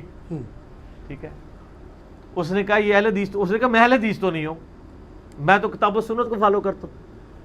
ان کا یہ اہل حدیث تو اجماع کو نہیں مانتے, حالانکہ یہ بھی پراپوگنڈا ہے. اس میں اہل حدیث کا بھی قصور ہے, انہوں نے بھی وہ اس چیز کے اوپر ایمفسائز نہیں نہ کیا, سوائے شیخ زبیر صاحب کے, انہوں نے آ کے اس منہج کو زندہ کیا. ان کا جی بالکل ہمارا بھی یہی منہج ہے, کتاب اللہ سنت اجماع. اب انہوں نے کہا پتہ نہیں کیا کرے گا, یہ بخاری مسلم سے رفع الیدین کی حدیثیں لائیں گے, ہم ترمذی سے ضعیف روایتیں رفع الیدین کے ترک پہ پیش کر دیں گے. نہ, اس نے سوال پتہ کیا کیا, مجھے جنازے سے یاد آیا. انہوں نے کہا کہ یہ بتائیں کہ نماز جنازہ میں آپ سورہ فاتحہ کیوں نہیں پڑھتے؟ آپ پتہ ہے حنفی نہیں پڑھتے, پہلی تکبیر کے بعد ثنا, دوسری کے بعد درود شریف, تیسری کے بعد دعا, چوتھی کے بعد سلام پھیر دیتے ہیں. تو اس نے کہا کہ نماز جنازہ میں تو ثنا ہے, اس میں تو سورہ فاتحہ نہیں ہے. انہوں نے کہا جی بخاری مسلم میں حدیث ہے کہ جو فاتحہ نہیں پڑھتا اس کی نماز ہی نہیں ہے. تو نماز جنازہ ایک نماز ہے, یہ کیسے ہو سکتا ہے اس میں فاتحہ نہ ہو؟ کہتا ہے نہیں ہے اس میں. ان کا بتائیں کہاں لکھا ہوا ہے کہ نہیں ہے؟ کہتا نہیں آپ بتائیں کہاں لکھا ہوا ہے کہ ہے. اس نے کہا جی ہے, صحیح بخاری کھولی. ٹھیک ہے, وہ کہتا ہے بخاری تو میں 25 سال سے پڑھا رہا ہوں. ان کا سر بخاری میں سے میں بھی آپ کو نکال دیتا ہوں کہ عبداللہ بن عباس رضی اللہ تعالیٰ عنہ نے جنازے کے دوران اونچی آواز سے سورہ فاتحہ پڑھی اور فرمایا یہ میں نے اس لیے پڑھی ہے تاکہ تمہیں تعلیم دوں کہ نبی علیہ السلام کی یہ سنت ہے, آپ کا یہ طریقہ ہے سورہ فاتحہ پڑھنا. ان کا یہ تو آ گیا صحیح بخاری. پہلے وہ کہتا ہے وہ مانا ہی نہ کہ بخاری میں لکھا ہے. ان کا بخاری لے کے میں آپ کو نکال دیتا ہوں. پھر کہتا ہے اچھا ٹھیک ہے لکھا ہوگا, لیکن مسئلہ یہ ہے کہ ہم اس لیے اس حدیث کو نہیں مانتے کیونکہ ہم امام حنیفہ رحمہ اللہ کے مقلد ہیں, تو اس لیے حنفیوں کے نزدیک جائز نہیں ہے. انہوں نے کہا نا, اہل سنت کا منہج ہے پہلے کتاب اللہ, پھر سنت, پھر اجماع, پھر چوتھے نمبر پہ امام حنیفہ. ہائے ہائے ہائے ہائے ہائے, پھنس گیا. اس کا جواب تو اب کچھ بھی نہیں تھا. اس نے کہا میں نے تو آپ کو سنت پہ, ابھی تو اجماع پہ بھی نہیں ہم آئے, سنت میں نے آپ کو بتائی ہے اور ابن عباس کہہ رہے ہیں سنت ہے. اب آپ بتائیں کہ کس ترک رفع الیدین پہ پھر بھی ضعیف حدیثیں ہیں, اس پہ تو ان کے پلے کچھ بھی نہیں ہے. آندہ سے رفع الیدین پہ مسئلہ نہ شروع کیا کریں, جنازے میں سورہ فاتحہ پہ مسئلہ شروع کر دیا کریں. کیسے پوائنٹ دی گل ہے. ٹھیک ہے, اس نے کہا جی اب آپ مجھے بتائیں کہ کہاں یہ لکھا ہوا ہے, کتاب اللہ سے بتائیں, سنت سے بتائیں, اور باقی آگے تو جانے کی ضرورت ہی نہیں ہے نا, کہ کہاں لکھا ہے کہ فاتحہ نہ پڑھو. تو اس کا جواب تو کوئی نہیں تھا. اس نے کہا جی بات یہ ہے کہ آپ چونکہ جاہل ہیں, کوئی عالم لے کے ہیں, میں اس کے ساتھ بات کروں گا. یعنی ان کا لیول یہ ہے کہ جاہلوں کے ساتھ بھی بات نہیں کر سکتے. یہ کیوں کہہ رہا تھا عالم لے کے ہیں, کیونکہ ان کو پتا ہے کہ عالم جو ہے وہ بڑے جاہل ہوتے ہیں, ان سے بات کرنا زیادہ آسان ہوتا ہے. عام آدمی جو ہے نا وہ چھوٹا جاہل ہوتا ہے. تو ایک بڑے جاہل نے کہا کہ میرے لیول کا کوئی جاہل لے کے آؤ تاکہ میں اسے کہانی کرا سکوں. تجھے تو میں کرا نہیں دیتا, تو چھوٹا جاہل ہے. اصل میں مطلب یہ تھا اس کا, یہی مطلب ہوا نا. جو بندہ ایک عام بندے کی بات کا جواب نہیں دے پا رہا, جو کہہ رہا مجھے عربی نہیں آتی ہے, میں آپ سے پوچھ پوچھ کے, کہتے ہیں بزرگوں سے پوچھ پوچھ کے, اب تو بزرگوں سے پوچھ پوچھ کے ان کے ساتھ پوچھ پوچھ کرتے ہیں یہ سارے. اچھا, اور وہی مجھے سنانے لگے, کہتے ہیں ایک پنڈی میں ایک مفتی ہیں بہت بڑے, ان کے بڑے مشہور ہیں, میں نام نہیں لیتا, میں اشارہ کر دیتا ہوں, دیوبندی ساروں کو پتہ ہے, وہ اس روئے عرض پہ ان کے بڑے مفتیوں میں سے ہیں, وہ پھر بالکل پرسنل بات ہو جائے گی. پنڈی صدر میں آپ کے ایک مفتی صاحب ہوتے ہیں دیوبندیوں کے. ٹھیک ہے جی, ان کی جو ان کے نام کے ساتھ جو ان کی کاسٹ آئی ہے نا, وہ توئیں سے شروع ہوتی ہے. بس اتنا میں بتا دیتا ہوں, ان کو پتہ چل جائے گا کون ہے. اچھا, وہ کہتے ہیں جی میرا ایک آفس کا کلیگ ان کے پاس پکڑ کے لے گیا. ان کا جی آپ کیا ہیں؟ ان کا میں جاہل ہوں. سٹارٹ اس سے کرتے ہیں, جاہل ہوں, آپ سے سیکھنے آئے ہوں, یہ نہیں پتا کرنے کیا آئے ہوں. ٹھیک ہے نا. تو کرتے کرتے انہوں نے اسی طرح کہتے ہیں, میں نے اس کو کہا کہ منہج کیا ہے, یہ وہ فارمولہ ہاتھ لگ گیا نا سر. تو اس نے کہا کہ اچھا یہ بتائیں سورہ فاتحہ کے بارے میں. وہی والی پورا ایپیسوڈ رپیٹ ہوا. اب اس کو تو پتا تھا کہ یہ مسئلہ خراب ہے. اس نے کہا نہیں ہم تو سنن مانتے ہیں سورہ فاتحہ پڑھنے کو. اس نے کہا سر اگر آپ سورہ فاتحہ کو سنت مانتے ہیں تو آپ کی جو فقہ حنفی کی کتابیں ہیں ان میں تو نہیں لکھا ہوا. وہ کہتا نہیں میں کوئی ذمہ دار نہیں ہوں, ہم سنت مانتے ہیں. اس نے کہا اچھا آپ مانتے ہیں تو آپ پڑھتے کیوں نہیں ہیں؟ سر ماننا ہی ہے. وہ کہتے ہیں اس بات کو چھوڑیں. وہ بیسیکلی مناظرہ کر رہا تھا, ہاں میں نے مان لیا آپ کو, اگلے ٹاپک پہ آؤ, ادھر میں تمہیں ٹھبی دیا, ادھر تو تم نے ٹھبی دے لی نا. لیکن اس کو پتہ نہیں تھا, وہ پڑھا لکھا بندہ تھا. اس نے اپنے ساتھی کو کہا کہ ٹھیک ہے یہ مان رہے ہیں نا, آندہ سے یہ پڑھتے نہیں پڑھتے تم نے پڑھا کرنی ہے, اٹھو ہمارا مسئلہ حل ہو گیا. فقہ حنفی پوری ختم, ایک فاتحہ دے مسئلے ہوتے ہیں, مسئلہ ہی ختم ہو گیا نا. تو اس نے کہا کہ آپ کو یہ ہو سکتا ہے ایک لوز بال مجھے بھی دے, میں بھی ایک فل ٹاس پہ چھکا مار دوں. نہ سر اسی 6 چھکے مارنے ہیں, اس کے بعد ختم. ٹھیک ہے نا, ضرورت ہی نہیں رہتی. ٹھیک ہو گیا. علی بھی اگلا سوال ہے, کیا انڈا توڑتے ہوئے بسم اللہ اللہ اکبر پڑھنا ضروری ہے؟ یہ بڑا جو ہے نا وہ عیارانہ قسم کا سوال ہے. بیسیکلی وہ اب یہ سوال کا جواب پوچھتے ہیں, کون لوگ پوچھتے ہیں؟ جو کہتے ہیں جی پورا دین ہمیں ہمارے بزرگوں نے بتایا ہے. کہاں کتاب و سنت میں لکھا ہوا ہے کہ انڈا حلال ہے یا حرام ہے؟ پہلے تو یہ کہا کرتے تھے. تو میں نے بخاری مسلم سے ثابت کیا کہ نبی علیہ السلام نے فرمایا جو شخص جمعے والے دن پہلی گھڑی میں آتا ہے اسے اونٹ نہر کرنے کا ثواب ملتا ہے, جو اس کے بعد آتا ہے اس کو گائے ذبح کرنے کا ثواب ملتا ہے, جو اس کے بعد آتا ہے اسے بھیڑ یا دمبا یا بکری ذبح کرنے کا ثواب ملتا ہے, جو اس کے بعد آتا ہے اس کو اللہ کی راہ میں مرغی ذبح کرنے کا ثواب ملتا ہے, اور جو اس کے بعد آتا ہے اسے انڈا صدقہ کرنے کا ثواب ملتا ہے. تو صدقہ حلال مال کا ہوتا ہے. لہٰذا بخاری اور مسلم دونوں میں حدیث سے ثابت ہو گیا کہ انڈا حلال ہے. ٹھیک ہے.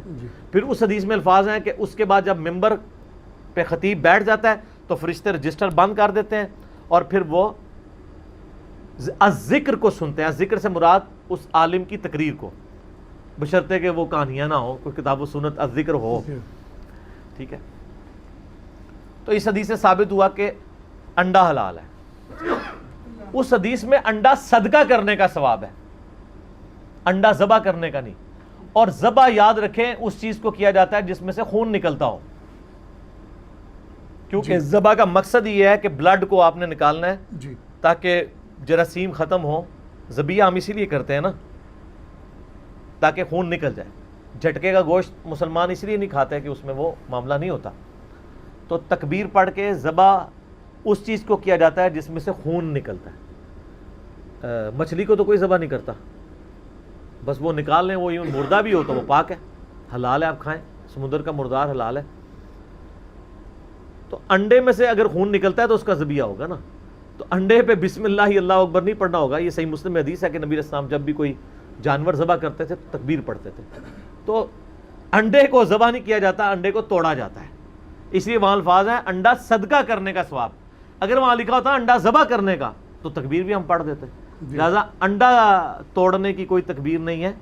ہاں جنرل ہر ایک چیز کے لیے دعا تو بسم اللہ ہے. چاہے آپ چاکلیٹ کا ریپر پھاڑیں تو بسم اللہ پڑھیں, چاہے آپ کوئی بسکٹ کا ریپر پھاڑیں تو بسم اللہ پڑھیں, چاہے آپ چپسوں کا کوئی لفافہ پھاڑیں تو بسم اللہ پڑھیں. ٹھیک ہے. تو وہ تو آپ جنرل پڑھ سکتے ہیں. باقی تکبیر اس کے اوپر نہیں ہے. تکبیر صرف ذبح کرنے والی چیزوں پہ, ہرن کو ذبح کریں, نیل گائے کو ذبح کریں, جنگلی گدھے کو ذبح کریں. ٹھیک ہے. پالتو گدھا تو حرام ہے. جنگلی گدھا یعنی یہ زیبرا, یہ بھی مویشی میں, یہ حلال ہے. یہ آپ کو جو گدھے کھلا رہے ہیں وہ تو حرام ہے. بخاری مسلم میں حدیث ہے غزوہ خیبر کے موقع پر نبی علیہ السلام نے جو ہے وہ پالتو گدھوں کے گوشت کو حرام فرما دیا اور گھوڑوں کے گوشت کھانے کی اجازت دے دی. اس پہ میرا ایک ڈیٹیل کلپ بھی ہے. بھینس, گھوڑا, گدھا, انڈا. وہ کہتے ہیں بھینس کو ہم نے حلال کیا ہے. سر بھینس آپ سے پہلے تھی, اس وقت بھی حلال تھی. یہ اسی طریقے کی آپ نے حلال کیا ہے کہ جس طرح آپ کہتے ہیں کہ ویسے کرنے کے لیے کیلا نازل ہوا ہے. سر کیلے کا ذکر ویسے کرنے سے پہلے موجود ہے قرآن کے اندر, سورۃ الواقعہ کے اندر, اور جنت میں ہے. تو جنت تو ویسے کرنے کی پیدائش سے پہلے کی بنی ہوئی ہے نا, تو اس میں کیلے موجود تھے. ویسے کرنے کے لیے نہیں کیلے نازل ہوئے ہیں. ٹھیک ہو گیا, سب جھوٹ ہے. ٹھیک ہو گیا. علی بھی اگلا سوال ہے، حافظ قرآن والی حدیث صحیح بخاری میں موجود ہے، جبکہ آپ کا موقف ہے کہ حافظ قرآن کی کوئی فضیلت نہیں ہے، پلیز اپنے موقف سے رجوع فرمائیں، شکریہ۔ نعوذ باللہ من ذالک، میں نے کبھی یہ نہیں کہا کہ حافظ قرآن کا کوئی فضیلت نہیں ہے، میرا تو حافظ قرآن کی فضیلت کے اوپر کلپ ریکارڈڈ ہے۔ میں آپ کو آدھی بات نہیں پوری بات بتاتا ہوں۔ پوری بات یہ ہے کہ سنن ابی داؤد کے اندر حدیث موجود ہے کہ نبی صلی اللہ علیہ وآلہ وسلم نے فرمایا کہ جو صاحب قرآن ہے، صاحب قرآن کا مطلب ہے قرآن والا، یعنی اس کو حفظ کرنے والا، اس پہ عمل کرنے والا، یہ امپلائڈ ہے اس کے اندر، جی، اسے کہا جائے گا کہ قرآن پڑھتا جا اور جنت کی منازل طے کرتا جا، جہاں پہ تیری آخری آیت ہوگی وہ تیری آخری منزل ہوگی، تو ظاہر ہے وہ حافظ قرآن کی فضیلت ہے۔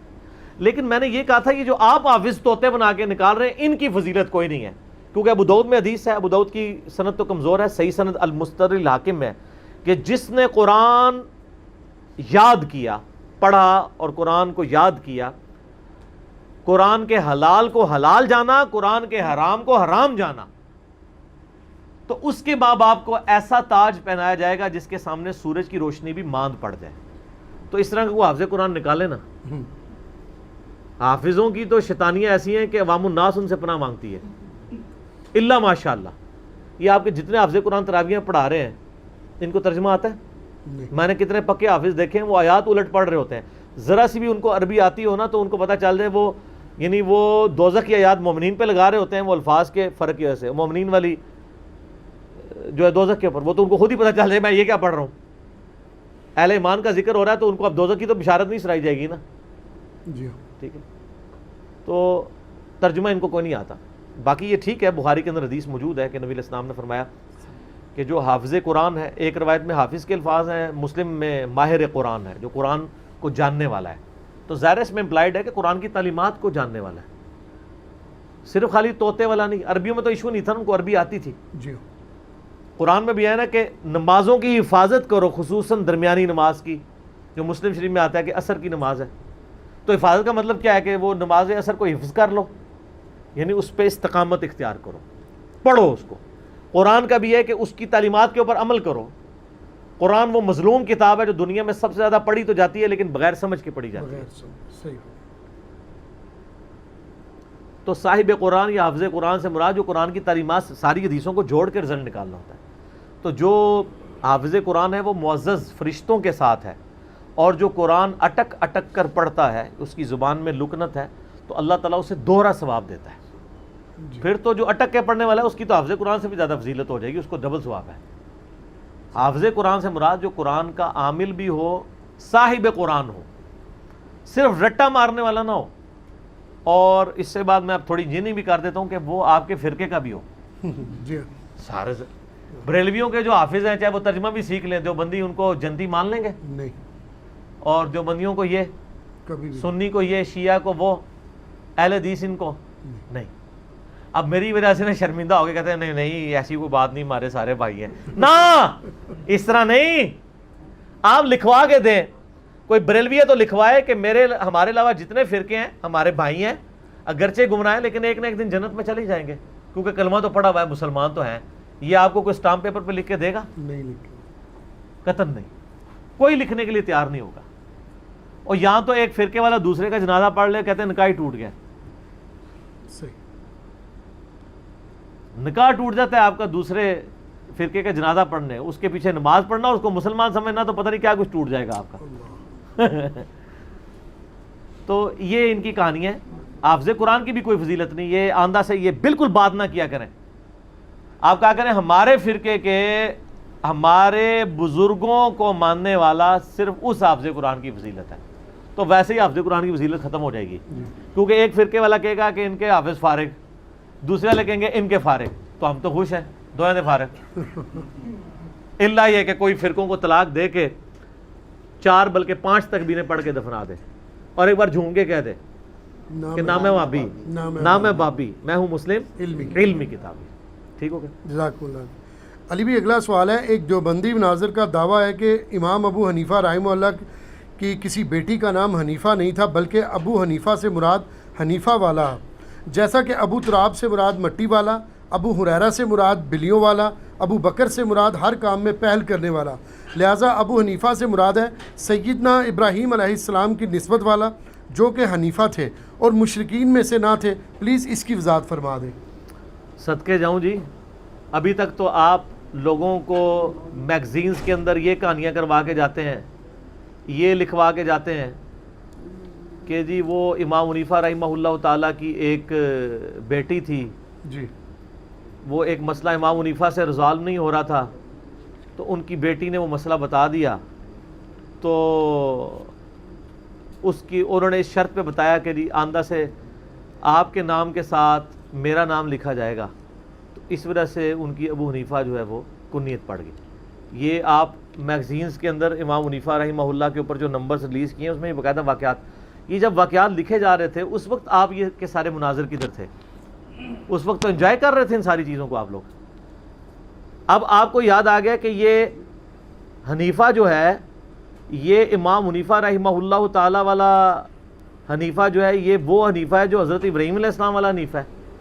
پہلے تو تھوڑا پبلک کو سمجھا بھی دیں کہ یہ جو امام حنیفہ رحمہ اللہ تعالیٰ والا حنیفہ ہے نا، اس کے اینڈ پہ ہے آتی ہے، جی اور جو حضرت ابراہیم علیہ السلام والا حنیفہ ہے اس کے اینڈ کے اوپر الف آتی ہے۔ وہ الف تو خیر اس لیے آ جاتی ہے، ویسے لفظ ہے، یہ نام ہونا چاہیے ابو حنیف، یعنی دین حنیف والا۔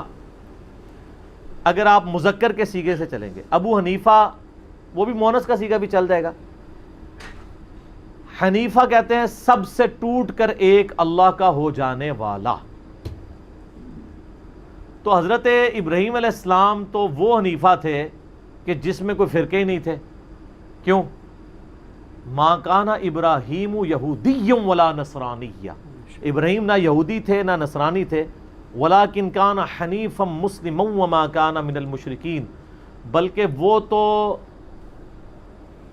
مسلمان تھے، سب سے ٹوٹ کر ایک اللہ کے ہو جانے والے تھے اور مشرکوں میں سے نہیں تھے۔